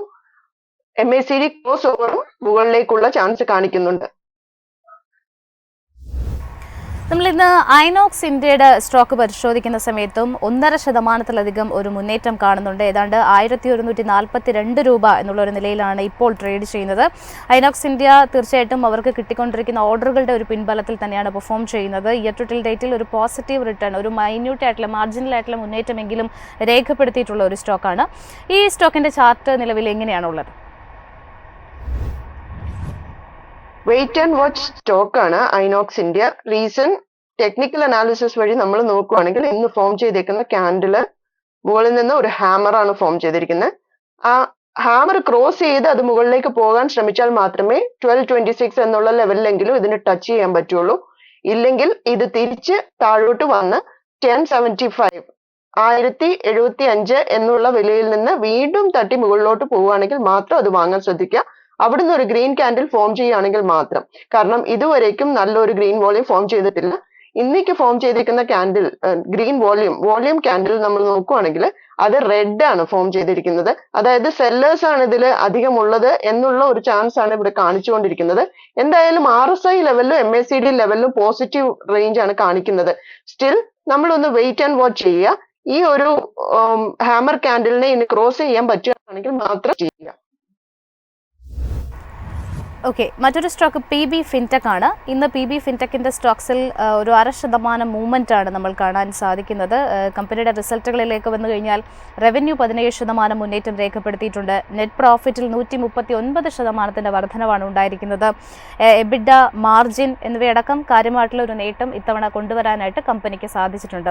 PB ഫിൻടെക്കിൻ്റെ സ്റ്റോക്കിനെ എങ്ങനെയാണ് നോക്കിക്കാണുന്നത്? എന്നുള്ള ലെവൽ PB ഫിൻടെക് അല്ലെങ്കിൽ പോളിസി ബസാർ സ്റ്റോക്കിൽ ആക്ച്വലി നല്ല ഒരു റെസിസ്റ്റൻസ് ലെവൽ ആയിരുന്നു. ആ റെസിസ്റ്റൻസിനെ ക്രോസ് ചെയ്താണ് ഇത് മുകളിലേക്ക് പോയിരിക്കുന്നത്. പക്ഷെ അവിടെ നിന്നും ഇത് താഴേക്ക് വരാൻ വീണ്ടും ഇവിടെ ഒരു ഹാമർ ക്യാൻഡിലാണ് ഫോം ചെയ്തേക്കുന്നത്. ഒരു സ്ട്രോങ് ഇൻഡിസിഷൻ ഉണ്ട്. ചിലപ്പോൾ സെല്ലേഴ്സ് ഇവിടെ കൂടാനും സാധ്യതയുണ്ട്. കാരണം നേരത്തെ ഇൻവെസ്റ്റ് ചെയ്ത ആൾക്കാർ ഇതിൽ നിന്ന് പിന്മാറാനുള്ള ചാൻസ് കാണുന്നുണ്ട്. ഇൻ കേസ് ഈ ഒരു ക്യാൻഡിൽ താഴേക്ക് വരുവാണെങ്കിൽ വീണ്ടും തിരിച്ചത് 1500 എന്നുള്ള ലെവലിലേക്ക് വരാം. അതല്ല, ഈ ഫോം ചെയ്തേക്കുന്ന ഇൻഡിസിഷൻ ക്യാൻഡിലിനെ ഈ ഒരു ഹാമർ ക്യാൻഡിലിനെ മറികടന്ന് ഇത് മുകളിലേക്ക് പോവുകയാണെങ്കിൽ ഒരു 2000 ലെവലിലേക്ക് ഇത് പോകാനുള്ള ചാൻസ് ഉണ്ട്. 2000 ലെവൽ പോയില്ലെങ്കിലും ഒരു 1950 വരെയെങ്കിലും നമുക്ക് ഒരു ലെവൽ വെക്കാം. ഇൻ കേസ് ഇത് താഴേക്ക് പോവുകയാണെങ്കിൽ 1700, അതിനുശേഷം 1600 എന്നുള്ള ലെവലെല്ലാം വരാൻ ചാൻസ് ഉണ്ട്. അതുകൊണ്ട് വെയിറ്റ് ആൻഡ് വാച്ച് ചെയ്യുക ഇതില്. കാരണം ഇന്നത്തെ ക്യാൻഡിൽ അത്ര സുഖകരമല്ല. അവസാനമായിട്ട് നമ്മൾ അബോട്ട് ഇന്ത്യയുടെ സ്റ്റോക്ക് പരിശോധിക്കുകയാണെന്നുണ്ടെങ്കിൽ ക്വാർട്ടർലി റിസൾട്ടുകൾക്ക് ശേഷം ഒരു പോസിറ്റീവ് നോട്ടിൽ ട്രേഡ് ചെയ്യുന്ന സ്റ്റോക്കാണ്. അബോട്ട് ഇന്ത്യയെ സംബന്ധിച്ചിടത്തോളം പറയുകയാണെന്നുണ്ടെങ്കിൽ അല്പം പ്രൈസി ആയിട്ടുള്ള ഒരു സ്റ്റോക്ക് തന്നെയാണ്. നിലവിൽ 30,965 രൂപ എന്നുള്ളൊരു നിലയിലാണ് ഈ സ്റ്റോക്ക് ട്രേഡ് ചെയ്യുന്നത്. ഒരു ഇൻവെസ്റ്റ്മെന്റ് ഓപ്ഷൻ എന്നുള്ള നിലയ്ക്ക് ഈ സ്റ്റോക്ക് ഹോൾഡ് ചെയ്യുന്നവർ സ്വീകരിക്കേണ്ട സ്റ്റാൻസ് എന്തായിരിക്കണം? ഹോൾഡ് ചെയ്യുന്ന ആൾക്കാർ ഹോൾഡ് ചെയ്യുക. കറന്റ് ഇൻവെസ്റ്റ്മെന്റ് ഇതിൽ ഇൻവെസ്റ്റ് ചെയ്യാണ്ടിരിക്കുകയാണ് നല്ലത്. കുറച്ചു നേരം വെയിറ്റ് ആൻഡ് വാച്ച് ചെയ്യുക. ഇതിന് ഒരു സ്ട്രോങ് റെസിസ്റ്റൻസ് ലെവൽ ഉണ്ട്, 3100 എന്നുള്ള ലെവല്.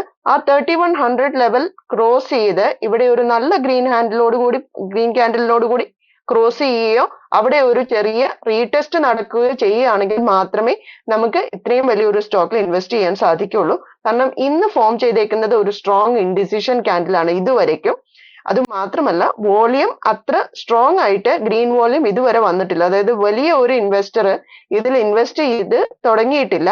തുടങ്ങാൻ വേണ്ടിയിട്ട് നമ്മൾ വെയിറ്റ് ചെയ്യുക. അതിന് വേണ്ടിയിട്ട് ഈ റെസിസ്റ്റൻസ് ലെവലിന് വാച്ച് ചെയ്തുകൊണ്ട് നിൽക്കുക എന്നുള്ളതാണ് ഇതിനകത്തെ മെയിൻ ഒരു സംഗതി ഇൻവെസ്റ്റ് ചെയ്യുമ്പോൾ.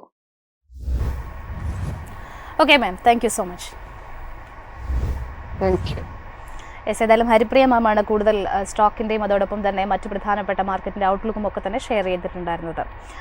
സൂരജ് സർ, നമ്മൾ തിരികെ വരികയാണെന്നുണ്ടെങ്കിൽ ചൈനയുമായി ബന്ധപ്പെട്ട്, അല്ലെങ്കിൽ ചൈനയാണ് ഏറ്റവും അധികം ആപ്പിൾ ഐഫോൺ പ്രോഡക്റ്റുകളൊക്കെ തന്നെ നിർമ്മിക്കുന്നത്. ഇപ്പോൾ ഐഫോൺ മേക്കിങ്ങിലേക്ക് അല്ലെങ്കിൽ അസംബിളിംഗ് ഇന്ത്യയിലേക്ക് വരുന്ന സമയത്ത് അതിനൊരു വിലങ്ങുതടിയായിട്ട് ഇപ്പോൾ ട്രംപ് നിൽക്കുകയാണ്. ട്രംപിനെ സംബന്ധിച്ചിടത്തോളം ഇന്ത്യയിൽ ഫാക്ടറികൾ സ്ഥാപിക്കേണ്ടതില്ലെന്ന് ആപ്പിളിൻ്റെ CEO ടിം കുക്കിനോട് പറഞ്ഞതായിട്ട് ഡൊണാൾഡ് ട്രംപ് കഴിഞ്ഞ ദിവസങ്ങളിൽ ഒരു പ്രഖ്യാപനം നടത്തിയിട്ടുണ്ടായിരുന്നു. ഇന്ത്യയുടെ ആവശ്യങ്ങൾക്ക് വേണ്ടി മാത്രമാണെങ്കിൽ അവിടെ നിർമ്മാണം നടത്താമെന്നും അദ്ദേഹം വ്യക്തമാക്കിയിട്ടുണ്ട്. അതായത് നിങ്ങൾ ഇന്ത്യയിലേക്ക് പോകേണ്ടതില്ല, അമേരിക്കയിൽ കൂടുതൽ കോൺസെൻട്രേഷൻ അത്തരത്തിൽ നടത്തണം, അമേരിക്കയിൽ കൂടുതൽ തൊഴിൽ സാധ്യതകൾ സൃഷ്ടിക്കണം എന്നുള്ളൊരു രീതിയിലേക്കാണ് ട്രംപ് പറയുന്നതെങ്കിൽ കൂടിയും ഇന്ത്യയെ സംബന്ധിച്ചിടത്തോളം ഒരു വിധത്തിലും ഇത് ടെക്നോളജിക്കലി ആണെങ്കിലും മറ്റ് പ്രധാനപ്പെട്ട മേഖലകളിലേക്കാണെങ്കിലും വളരാൻ അനുവദിക്കാത്ത ഒരു നിലയിലേക്ക് ട്രംപ് കാര്യങ്ങൾ കൊണ്ടെത്തിക്കുകയല്ലേ? ട്രംപ് ഒരു പൊളിറ്റിക്കൽ സ്റ്റേറ്റ്മെന്റ് അവിടെ ഉന്നയിച്ചു എന്നുള്ള കാര്യം കറക്റ്റാണ്. അതായത് നമ്മളിപ്പോൾ ഒരു മേക്ക് ഇൻ ഇന്ത്യ എന്നൊക്കെ പറയില്ലേ, അതായത് നമ്മൾ എന്തിനാണ് പുറത്തുനിന്നുള്ള സാധനം ഇമ്പോർട്ട് ചെയ്യുന്നത്, നമ്മുടെ മാനുഫാക്ചറിനെ സ്ട്രെങ്ത് ആക്കണം. അതിന്റെ ഒരു അമേരിക്കൻ വെർഷനാണ് ഇപ്പൊ ട്രംപ് പറഞ്ഞേക്കുന്നത്. അതായത് നിങ്ങൾ എന്തിനാ പുറത്തുനിന്ന് എടുക്കുന്നത്, നമുക്ക് ഇവിടെ തന്നെ മാനുഫാക്ചർ ചെയ്യാം. പക്ഷെ അദ്ദേഹത്തിന്റെ ഒരു എന്താ പറയുക ഇൻഎക്സ്പീരിയൻസ് കൊണ്ടാണോ അല്ലെങ്കിൽ അയാളുടെ PR ഡിവിഷന്റെ കുഴപ്പം കൊണ്ടാണോ എന്നറിയില്ല, അത് പൊതുവേ ഇങ്ങനെ പറഞ്ഞാൽ മതിയായിരുന്നു. അതായത് നമ്മൾ എന്തിനാണ് പുറം രാജ്യങ്ങളിൽ നിന്ന് മാനുഫാക്ചറിങ് ചെയ്യുന്നത്, നമ്മുടെ ഇവിടെ ആപ്പിൾ മാനുഫാക്ചറിങ് അല്ലെങ്കിൽ എന്ത് മാനുഫാക്ചറിങ് നമ്മുടെ ഇവിടെ ഹോം ഗ്രോൺ ആയി നമുക്ക് ചെയ്തൂടെ, നമ്മുടെ മാനുഫാക്ചറിങ് ഇൻഡസ്ട്രി നന്നായിട്ടൊന്ന് ഗ്രോ ചെയ്യണം, നമുക്ക് നല്ലൊരു എംപ്ലോയ്മെന്റ് ജനറേറ്റ് ചെയ്യാൻ പറ്റുമെന്ന് പറഞ്ഞാൽ മതിയായിരുന്നു. ഇന്ത്യയിൽ നിന്ന് മേടിക്കേണ്ട എന്ന് പറയേണ്ട കാര്യമില്ലായിരുന്നു. ആ ഒരു സ്പെസിഫിക് ആയിട്ടുള്ള statement that was absolutely A nonsense എന്നുള്ള അനാവശ്യമായിട്ടുള്ള ഒരു കാര്യമായി പോയി എന്നുള്ളതാണ് മനസ്സിലാക്കുന്നത്. ഇനി അദ്ദേഹത്തിന്റെ മനസ്സിൽ വേറെ എന്തെങ്കിലും ഉദ്ദേശം ഉണ്ടോ എന്നുള്ളത് നമുക്കറിയില്ല. പക്ഷെ ഒരു കാര്യം കൂടെ പറഞ്ഞു വെക്കേണ്ടത്, ഇതൊക്കെ ഒരു വിഷ്ഫുൾ തിങ്കിങ് ആണ്. അതായത് ഒരു കോമഡി നമ്മൾ സാധാരണ പറയാറുണ്ട്. അതായത് $1,000 ഒരു ഐഫോൺ US ഉണ്ടാക്കണമെന്നുണ്ടെങ്കിൽ $3,500 ചെലവാക്കണം എന്ന് പറഞ്ഞു. അതായത് അമേരിക്കയിൽ ഒരിക്കലും ഇത് വയബിൾ അല്ല. എന്തുകൊണ്ടാണ് ഇതിന്റെ supply chain China, Vietnam, Thailand, India പോലുള്ള സ്ഥലങ്ങളിലേക്ക് പോകുന്നത്? എന്തുകൊണ്ടെന്ന് വെച്ചാൽ ഒരിക്കലും കോസ്റ്റ് ഇല്ലാത്തതുകൊണ്ടാണ്. അതായത് ചൈന എന്ന് പറയുന്ന ഒരു ഹോസ്റ്റൈൽ കൺട്രിയാണ് അമേരിക്കയുടെ കണ്ണിൽ അല്ലെ. എന്നിട്ടും ആപ്പിളിനെ പോലെ ഒരു വലിയ കൺട്രി അവരുടെ സപ്ലൈ ചെയിൻ എന്തുകൊണ്ട് ചൈനയിൽ കൊണ്ടുവരുന്നു? അതാണ് ആപ്പിളിന്റെ പ്രോഫിറ്റബിലിറ്റി എന്ന് പറഞ്ഞാൽ. അതായത് എത്രയും ലോ കോസ്റ്റ് ആയിട്ട് ഈ സാധനം ഉണ്ടാക്കിയിട്ട് നല്ല രീതിയിൽ സെല്ല് ചെയ്യുന്നതിന്റെ മാർജിൻ ആണ് അവരുടെ പ്രോഫിറ്റ്സിൽ വരുന്നതും. അതാണ് ആപ്പിൾ സ്റ്റോക്കിൽ പെർഫോം ചെയ്യുന്നതും. അത് തന്നെയാണ് മാക്സ് 7 അത് തന്നെയാണ് ഈ നാസ്ഡാക്കിലും റിഫ്ലക്ട് ചെയ്യുന്നതെന്നുള്ള. അപ്പൊ ആ പ്രോഫിറ്റ് മാർജിൻ ചെയ്യണം എന്നുണ്ടെങ്കിൽ കോസ്റ്റ് എഫിഷ്യന്റ് ആയിട്ട് ഇത് മാനുഫാക്ചർ ചെയ്യണം. അത് ചെയ്യാൻ അമേരിക്കയിൽ ഒട്ടും തന്നെ വയബിലിറ്റി ഇല്ല എന്നുള്ളതാണ് അതിന്റെ വാസ്തവം എന്നുള്ളത്. അദ്ദേഹം ഒരു പൊളിറ്റിക്കൽ സ്റ്റേറ്റ്മെന്റ് നടത്തിയെന്നല്ലാതെ ഞാൻ അതിൽ കൂടുതൽ നോക്കുന്നില്ല. ഇനി അതിനുവേണ്ടി ടിം കുക്കിന്റെ വക ആപ്പിളിൽ എന്ത് സ്ട്രാറ്റജിയാണ് നടക്കുന്നത് എന്നുള്ളതാണ് നമുക്ക് ഉറ്റു നോക്കേണ്ടത് എന്നുള്ളത് ഒരു കാര്യം. രണ്ടാമത് നമ്മൾ മാർക്കറ്റിന്റെ കുറച്ച് കാര്യങ്ങൾ ചേർത്ത് പറയുന്നതോടുകൂടി തന്നെ ഒരു കാര്യം നമ്മുടെ പ്രേക്ഷകരുടെ ശ്രദ്ധയിലേക്ക് നമ്മൾ കൊണ്ടുവരാൻ വെച്ചാൽ, നമ്മുടെ ഇന്ത്യയിലെ മ്യൂച്വൽ ഫണ്ട്സ് ഇല്ലേ, അവരുടെ പോർട്ട്ഫോളിയോയിൽ ക്യാഷിന്റെ പെർസെൻറ്റേജ് ശരിക്കും പറഞ്ഞാൽ 2021 മേയ്ക്ക് ശേഷം ഏറ്റവും ഹയസ്റ്റ് ആണ്. അത് 7.5% പറയുമ്പോൾ ശതമാന കണക്കനുസരിച്ച് 7.5% ഉള്ളെങ്കിൽ പോലും 2021 മേയ്ക്ക് ശേഷം ഹയസ്റ്റ് ഹോൾഡിംഗ് ആണെന്നുള്ളതാണ്. അതായത് അവരും ഒരു കോഷ്യസ് അപ്രോച്ചിലേക്ക് പോകണം എന്നുള്ളത് നമ്മളൊന്ന് പറഞ്ഞു വെക്കുന്നു എന്നുള്ളത്. പിന്നെ നമ്മൾ സ്റ്റോക്കിൻ ന്യൂസിൽ പല സ്റ്റോക്ക് പറഞ്ഞപ്പോഴും JSW എനർജിയുടെ ഒരു കാര്യമുണ്ട്. അതായത് JSW എനർജിയുടെ റിസൾട്ട് കൊണ്ടുവന്നതിൽ ഈ പറയുന്ന പോലെ ഒരു മ്യൂട്ടഡ് റിസൾട്ടാണ്. അതായത് നമുക്ക് അതിനകത്ത് എക്സൈറ്റ്മെന്റ് ഒന്നുമില്ല, വേണ്ട രീതിയിലൊന്നും വന്നൊന്നുമില്ല. പക്ഷേ ആ JSW എനർജിയെ കുറിച്ച് നമ്മുടെ പ്രേക്ഷകർ അല്ലെങ്കിൽ നമ്മുടെ ഇൻവെസ്റ്റേഴ്സ് ഒന്ന് കൂടുതൽ പഠിക്കേണ്ടിയിരിക്കുന്നു. കാര്യം അവരൊരു സ്ട്രാറ്റജി 3.0 എന്ന് പറയുന്ന രീതിയിലേക്ക് വന്നു. അതായത് മാസീവ് കപ്പാസിറ്റി എക്സ്പാൻഷനും ടാർജറ്റും ഒരു ഗ്രോത്ത് ട്രാജക്ടറിയാണ് അവർ എൻവിസാജ് ചെയ്തിരിക്കുന്നത് എന്നുള്ളതാണ് മാനേജ്മെന്റ്. എനിക്ക് തോന്നുന്നു അവരുടെ ജനറേഷൻ കപ്പാസിറ്റി 2030 30 ഗിഗാവാട്ടായിട്ട് ഉയർത്താൻ പോകുന്നത്. അതായത് അവർ 20 ഗിഗാവാട്ടാണ് ഇതുവരെ പറഞ്ഞത്. അതിനേക്കാളും 50% കൂടെ ഉയർത്തി 30 ഗിഗാവാട്ട് ആക്കാൻ പോകണമെന്ന് പറഞ്ഞൊരു സബ്സ്റ്റാൻഷ്യൽ ആയിട്ടുള്ള ഒരു ഡെവലപ്മെന്റ് ആണ് JSW എനർജിയിൽ. മേ ബി ഈ പറയുന്ന പോലെ സ്റ്റോക്ക് ഒരു മോർണിംഗ് സെക്ഷനിൽ ചിലപ്പോൾ റിസൾട്ടിനെ ബേസ് ചെയ്ത് നെഗറ്റീവ് വന്നേക്കാമെങ്കിലും ഒരു വാല്യൂ ബൈങ് ചിലപ്പോൾ ആ സ്റ്റോക്കിൽ ഉച്ചയ്ക്ക് ശേഷം അല്ലെങ്കിൽ വരും ദിവസങ്ങളിലോ നടന്നേക്കാമെന്നുള്ളത് നമ്മളൊന്ന് ചേർത്ത് വെച്ച് വായിക്കണം. പിന്നെ മുത്തൂറ്റിന്റെ നമ്മൾ ഇന്നലെ ചെറുതും തൊട്ടുപോയതാണ്. അതായത് ഇത്രയും ഫാന്റാസ്റ്റിക് റിസൾട്ട് വന്നിട്ടും ഇന്നലെ 6% സ്റ്റോക്ക് ഡൗൺ ആയിരുന്നു. ഇന്നും ഒരു മൈൽഡ്ലി നെഗറ്റീവ് ആയിട്ടാണ് അത് ട്രേഡ് ചെയ്യുന്നത്. ഒരു നെഗറ്റീവ് ഒരു ബെയറിഷ്നെസ് ആ സ്റ്റോക്കിൽ വന്നു എന്നുള്ളതാണ്. എന്ന് പറഞ്ഞാൽ സ്റ്റോക്ക് താഴെ പോകണമെന്നല്ല നമ്മൾ ഉദ്ദേശിച്ചത്. ബട്ട് ഇത്രയും റിസൾട്ട് കൊണ്ടുവന്നത് താഴെ പോയത് ഈ RBIയുടെ ഒരു ഡിസ്കഷൻ പേപ്പറാണ്. ആ ഡിസ്കഷൻ പേപ്പർ RBI ഉദ്ദേശിച്ചത് ഗോൾഡ് ലോൺ അല്ലെങ്കിൽ ഗോൾഡ് ലോൺ മേഖലയിൽ ബാങ്ക്സും NBFCയും തമ്മിൽ ഒരു ലെവൽ പ്ലേയിങ് ഫീൽഡ് ഉണ്ടാക്കാൻ വേണ്ടിയിട്ടാണ് അവർ കൊണ്ടുവന്നതെന്നാണ് അവർ അവകാശപ്പെടുന്നത്. ബട്ട് നെറ്റ് എഫക്റ്റ് ആയിട്ട് ഈ പറയുന്ന പോലെ സംഭവിച്ചത് എന്താണെന്ന് വെച്ചാൽ, ഈ റൂൾ ഇംപ്ലിമെന്റ് ചെയ്യണമെങ്കിൽ, അതായത് ഈ ഡിസ്കഷൻ പോയിന്റ്സ് ഇംപ്ലിമെന്റ് ചെയ്യണമെങ്കിൽ ഈ ഗോൾഡ് ലോൺ ബിസിനസ് ഓർഗനൈസ്ഡ് സെക്ടറിൽ നിന്ന് തിരിച്ച് അൺഓർഗനൈസ്ഡ് സെക്ടറിലേക്ക് പോകും എന്നുള്ളതാണ്. ഇത്രയും നാള് RBIയുടെ എല്ലാ കാലങ്ങളിലും ശ്രമം എന്ന് വെച്ചാൽ ഗോൾഡ് ലോൺ എന്ന് പറഞ്ഞ ഒരു കൊള്ളപ്പലിശ ബിസിനസ് ആയിട്ടാണ് റിസൈഡ് ചെയ്തിരുന്നത്. അതിനെ ഓർഗനൈസ്ഡ് സെഗ്മെന്റിലേക്ക് കൊണ്ടുവരിക, കൂടുതൽ കോംപ്ലയൻസ് കൊണ്ടുവരിക, കൂടുതൽ റെഗുലേഷൻ കൊണ്ടുവരിക, NBFC-യും ബാങ്കിനും അതിന് പ്രിപ്പയർ ആക്കുക എന്നുള്ളായിരുന്നു RBIയുടെ മിഷൻ.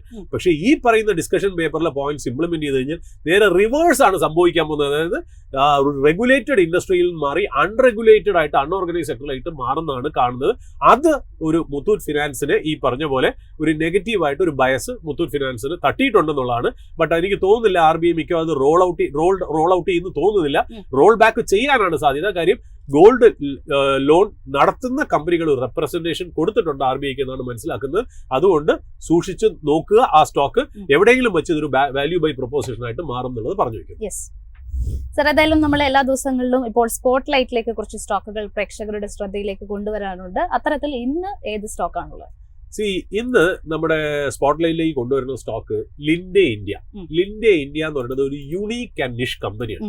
അത് നമ്മൾ എത്രത്തോളം ആൾക്കാർക്ക് പോപ്പുലർ ആണ് എന്ന് എനിക്കറിയില്ല. ബട്ട് ലിൻഡെ ഇന്ത്യ വാല്യൂ ഇൻവെസ്റ്റേഴ്സിന്റെയും ഹൈ നെറ്റ്വർത്ത് ഇൻഡിവിജ്വൽസിന്റെയും ഒരു പെറ്റ് സ്റ്റോക്കാണ്. കാര്യം വെച്ചാൽ അവർ ചെയ്യുന്ന ബിസിനസ് തന്നെയാണ് അതിന്റെ പ്രത്യേകത. ഈ ലിൻഡെ ഇന്ത്യ എന്നൊരു മൾട്ടിനാഷണൽ കമ്പനിയാണ്. അതിന്റെ 75% അതിന്റെ പേരന്റ് കമ്പനി ലിൻഡെ PLC ആണ് ഹോൾഡ് ചെയ്യുന്നത്. ഈ ലിൻഡെ PLC ജർമ്മനിയിൽ ആണ് ഇത് ഫൗണ്ട് ചെയ്തത്. ഈ കമ്പനി ഫൗണ്ട് ചെയ്തെങ്കിലും ഇതിന്റെ ഹെഡ് ക്വാർട്ടേഴ്സ് ഇപ്പൊ യുണൈറ്റഡ് കിങ്ഡം. അവര് യുണൈറ്റഡ് കിങ്ഡമിലാണെങ്കിലും അവരുടെ ബിസിനസ് എന്താണെന്നറിയോ? They are the world's largest industrial and medical gas producers. അതായത് മെഡിക്കൽ ഇൻഡസ്ട്രിക്കും വേണ്ടിയിട്ടുള്ള ഗ്യാസുകൾ, ജനറൽ ഇൻഡസ്ട്രിക്കും വേണ്ടിയിട്ടുള്ള ഗ്യാസുകൾ പ്രൊഡ്യൂസ് ചെയ്യണം. അതായത് നമ്മൾ ഈ മാനുഫാക്ചറിംഗ് ഒക്കെ പറയില്ലേ, ഈ മാനുഫാക്ചറിങ്ങിനൊക്കെ ഒരുപാട് ഗ്യാസിന്റെ ഒരു ഇമ്പോർട്ടൻസും റെലവൻസും അതിനകത്തുണ്ട്. ഇപ്പം നമ്മൾ ചിപ്പ് മാനുഫാക്ചറിങ് പറയുന്നതാണെങ്കിലും ആ ചിപ്പ് മാനുഫാക്ചറിങ് ഒക്കെ നമ്മളൊരു എൻക്ലോഷറിൽ അത് എത്രയോ പ്രഷറിലൊക്കെയാണ്, എത്രയോ ഗ്യാസസ് ഒക്കെ സപ്ലൈ ചെയ്താണ് ഓരോന്ന് ഫാബ്രിക്കേറ്റ് ചെയ്യണമെന്ന് അറിയുന്നത്. വളരെ അണ്ടർ എസ്റ്റിമേറ്റഡ് ആണ്. നമ്മളൊരു ഫാക്ടറി എന്നൊക്കെ പറയുമ്പോൾ നമ്മൾ ഏതാണ്ട് ഇങ്ങനെ റോൾ ചെയ്യുന്ന മെഷീൻസ് മാത്രമേ ഉള്ളൂ എന്നാണ്. അത് high tech, high quality, high precision മാനുഫാക്ചറിങ്ങിൽ ഗ്യാസ് എന്ന് പറയുന്നത് വളരെ ഇമ്പോർട്ടൻ്റ് ആയിട്ടുള്ള ഒരു ഫാക്ടറാണ്. അവിടെയാണ് ലിൻഡെ ഇന്ത്യ പോലത്തെ ഒരു കമ്പനി അതിനകത്ത് വരുന്നതെന്നാണ്. 2 ഡിവിഷൻസ് ആണ് അവർക്ക് മെയിൻലി ലിൻഡെ ഇന്ത്യക്ക് വരുന്നത്. ഒരെണ്ണം എന്ന് പറഞ്ഞാൽ gas and gas related products. അതായത് അവർ ഗ്യാസസ് ഡയറക്ട്ലി കമ്പനീസിന് കൊടുക്കുന്നു. അതായത് ഗ്യാസസ് മാനുഫാക്ചർ ചെയ്ത് അതിൻ്റെയൊക്കെ എന്താ പറയുക, ടാറ്റ സ്റ്റീൽ, അതായത് ജിൻഡാൽ സ്റ്റെയിൻലെസ്, സെയിം ഇതേപോലെ ഈ സ്റ്റീൽ മാനുഫാക്ചറിങ് കമ്പനിക്കൊക്കെ ഡയറക്ട്ലി അവർ ഗ്യാസ്, ആവശ്യമുള്ള ഗ്യാസ് ഉണ്ടാക്കിയിട്ട് ഡയറക്റ്റ് ആയിട്ട് അവർ സപ്ലൈ ചെയ്യുന്നു എന്നുള്ളത്. രണ്ടാമത് ഈ ലിക്വിഫൈഡ് ആൻഡ് കംപ്രസ്ഡ് ഗ്യാസ് ഇവർ ഉണ്ടാക്കിയിട്ട് പല ഇൻഡസ്ട്രീസിനും സപ്ലൈ ചെയ്യുന്നു. അത് അവർ ട്രാൻസ്പോർട്ട് ചെയ്തായിട്ടായിരിക്കും സപ്ലൈ ചെയ്യണത്, അല്ലെങ്കിൽ പൈപ്പിംഗ് വെച്ചിട്ടായിരിക്കും സപ്ലൈ ചെയ്യണത്. ബട്ട് അത് ലിക്വിഫൈഡ് ആൻഡ് കംപ്രസ്ഡ് ഗ്യാസ് ചെയ്യുന്നതും അവർ ചെയ്യുന്നുണ്ട്. ഇതൊക്കെ അവരുടെ ഗ്യാസ് ഡിവിഷനിൽ വരുന്ന ബിസിനസ്സുകളാണ്. പിന്നെ അവർ medical oxygen government and private ഹോസ്പിറ്റൽസിനും സപ്ലൈ ചെയ്യുന്നുണ്ട്. ഇതും അവരുടെ ഗ്യാസ് ഡിവിഷൻസിൽ വരുന്നതാണ്. പിന്നെ സ്പെഷ്യലൈസ്ഡ് ഗ്യാസസ് ലൈക്ക് ഹീലിയം അത് സപ്ലൈ ചെയ്യുന്ന ഒരു ബിസിനസ്സും കൂടെ ഗ്യാസസ് ഡിവിഷനിൽ ലിൻഡെ ഇന്ത്യക്ക് ഉണ്ടെന്നുള്ളത് നമ്മളൊന്ന് പറഞ്ഞു വെക്കുന്നു. ഇത് കൂടാതെ അവർക്ക് ഒരു പ്രോജക്ട് എഞ്ചിനീയറിംഗ് ഡിവിഷൻ ഉണ്ട്. പ്രോജക്ട് എഞ്ചിനീയറിംഗ് ഡിവിഷന്റെ പ്രത്യേകത എന്ന് വെച്ചാൽ അവർ design, supply, installs and commission air separation unit ആണ് അവർ ആ പ്രോജക്റ്റ് ആയിട്ട് അവർ ചെയ്യുന്നത്. അതുകൂടാതെ തന്നെ നൈട്രജൻ പ്ലാന്റ്സും അവരുടെ പ്രോജക്ട് എഞ്ചിനീയറിംഗ് ഡിവിഷൻസിൽ വരുന്നു എന്നുള്ളതാണ്. പിന്നെ ദേ മാനുഫാക്ചർ ക്രയോജനിക് വെസൽസ്. ഇതൊക്കെയാണ് അവരുടെ സ്പെഷ്യലൈസ്ഡ് ആയിട്ടുള്ള പ്രോജക്ട് ഡിവിഷൻ. അപ്പൊ ഗ്യാസസ് ഡിവിഷനുണ്ട്, പ്രോജക്ട് എഞ്ചിനീയറിംഗ് ഡിവിഷനും അവർക്ക് 2 ഡിവിഷനുണ്ട്. ഈ കമ്പനിയുടെ പ്രത്യേകത എന്ന് വെച്ചാൽ ഈ കമ്പനിക്ക് വലിയ കോമ്പറ്റീറ്റേഴ്സ് ഇല്ല. ഐനോക്സ് ഇന്ത്യ ഇവരുടെ ഒരു കോമ്പറ്റീറ്റർ ആണ്. ഒരു ഡയറക്റ്റ് കോമ്പറ്റീറ്റർ എന്ന് പറയാൻ പറ്റില്ല, എങ്കിലും ഒരു കോമ്പറ്റീറ്റർ ആണ്. ബട്ട് അവരുടെ ഒരു ബിസിനസ് ലിൻഡെ ഇന്ത്യയെ അധികമായിട്ട് ബാധിക്കുന്നില്ല എന്നുള്ള. ബട്ട് ഈ പറഞ്ഞ പോലെ ലിൻഡെ PLC ഒരുപാട് ഇൻവെസ്റ്റ്മെന്റ്സ് ഹൈഡ്രജനിൽ ചെയ്യുന്നുണ്ടെങ്കിലും ലിൻഡെ ഇന്ത്യ ഹൈഡ്രജനിൽ ഇതുവരെ ഒരു ഇത് പറഞ്ഞിട്ടില്ല. എനിക്ക് തോന്നുന്നു ഈ മൾട്ടിനാഷണൽസിന്റെ ഒരു നെഗറ്റീവ് എന്താണെന്നറിയോ, ഈ മൾട്ടിനാഷണൽ കമ്പനീസിന് ഈ ലിൻഡെ PLCക്ക് ഇന്ത്യയിൽ ലിസ്റ്റഡ് ലിൻഡെ ഇന്ത്യയുണ്ട്, അൺലിസ്റ്റഡ് ആയിട്ട് അവർക്ക് ഒരു ആമുണ്ട്. അവരുടെ അൺലിസ്റ്റഡ് ആമിലാണ് ഈ ഹൈഡ്രജന് വേണ്ടിയിട്ടുള്ള റിസർച്ചും എക്സ്പെരിമെന്റ്സും എക്സ്പാൻഷനും ഒക്കെ നടക്കുന്നത്. ഇതാണ് ആ കമ്പനിയുടെ ഒരു നെഗറ്റീവ് എന്ന് പറഞ്ഞാൽ. അതായത് അവർക്ക് ഒരു ലിസ്റ്റഡ് എൻറ്റിറ്റി ഉള്ളപ്പോൾ എന്തിനാണ് ഒരു പ്രൈവറ്റ് കമ്പനിയിൽ കൂടെ, അവരുടെ ഒരു സബ്സിഡറി ആയ പ്രൈവറ്റ് കമ്പനിയിൽ കൂടെ നടത്തുന്നത് എന്നുള്ളതാണ് അതിന്റെ നെഗറ്റീവ്. ബട്ട് ഈവൻ ലിസ്റ്റഡ് കമ്പനിയുടെ ആ ബാരിയർ ഓഫ് എൻട്രി അല്ലെങ്കിൽ ഒരു നിഷ് എന്ന് പറയുന്നത് വളരെ വലിയ പ്രത്യേകതയാണ്. ഒരു ഡയറക്റ്റ് കോമ്പറ്റീറ്റർ ഇല്ല എന്നുള്ളതാണ് അവരുടെ അഡ്വാൻറ്റേജ്. പിന്നെ ഹൈ ടെക്നിക്കൽ എക്സ്പെർട്ടീസ് ആവശ്യമുള്ള ഒരു ബിസിനസ്സാണ്. അത് പെട്ടെന്ന് വേറെ ആർക്കും കയറി ചെയ്യാൻ പറ്റുന്ന ഒരു ബിസിനസ് അല്ല. പിന്നെ ഭയങ്കര ഇൻവെസ്റ്റ്മെന്റും ഭയങ്കര ക്യാപിറ്റലും ഈ ബിസിനസ്സിന് വേണം. അപ്പോൾ ഒരു സാധാരണക്കാരന് ഇതിലേക്ക് കയറേണ്ട ഒരു സ്ഥിതിവിശേഷം ഇതിനകത്ത് വരുന്നില്ല എന്നുള്ള. പിന്നെ പല ലാർജർ കമ്പനീസായിട്ട് ലോങ്കർ ടേം കോൺട്രാക്റ്റ് ആണ്. അപ്പോൾ ഒരു ബിസിനസ് അൺഇൻറ്ററപ്റ്റഡ് ആയിട്ട് നടന്നു പോകണം. അതൊന്നും പല ചെറിയ കമ്പനിക്കും കേറ്റർ ചെയ്യാൻ പറ്റാത്ത കാര്യമായതുകൊണ്ട് ലിൻഡെ ഇന്ത്യ അതിലൊരു നിഷായിട്ട് തന്നെ നിലനിൽക്കുന്നുള്ളൂ. പിന്നെ ഈ ഗ്യാസസ് ഒക്കെ ഡീൽ ചെയ്യണതും ട്രാൻസ്പോർട്ട് ചെയ്യുന്നതും ഇന്ത്യയിൽ ഭയങ്കരമായിട്ട് റെഗുലേറ്ററി കംപ്ലയൻസ് ഉണ്ട്. അതൊക്കെ പാലിക്കാൻ പറ്റിയ ഒരു കമ്പനിയാണ് ലിൻഡെ ഇന്ത്യ. അതാണ് നമ്മളിപ്പോൾ ഇന്ന് സ്റ്റോക്ക് ഇൻ ന്യൂസ് ആയിട്ട് അല്ലെങ്കിൽ സ്പോട്ട് ലൈറ്റിലേക്ക് നമ്മൾ അവതരിപ്പിക്കണം എന്നുള്ളതാണ്. ഇത് മാർച്ച് 2020 കോവിഡ് സമയത്ത് ഏതാണ്ട് 396 രൂപയായിരുന്നു. 396 രൂപ. അന്ന് ആരെങ്കിലും 10,000 രൂപയ്ക്ക് ഈ സ്റ്റോക്ക് മേടിച്ചിരുന്നെങ്കിൽ നമ്മുടെ കയ്യിൽ ഏതാണ്ട് എനിക്ക് തോന്നുന്നു എത്ര വളരെ കുറച്ച് സ്റ്റോക്ക്, അതായത് 25 ഷെയർസേ കാണുന്നു.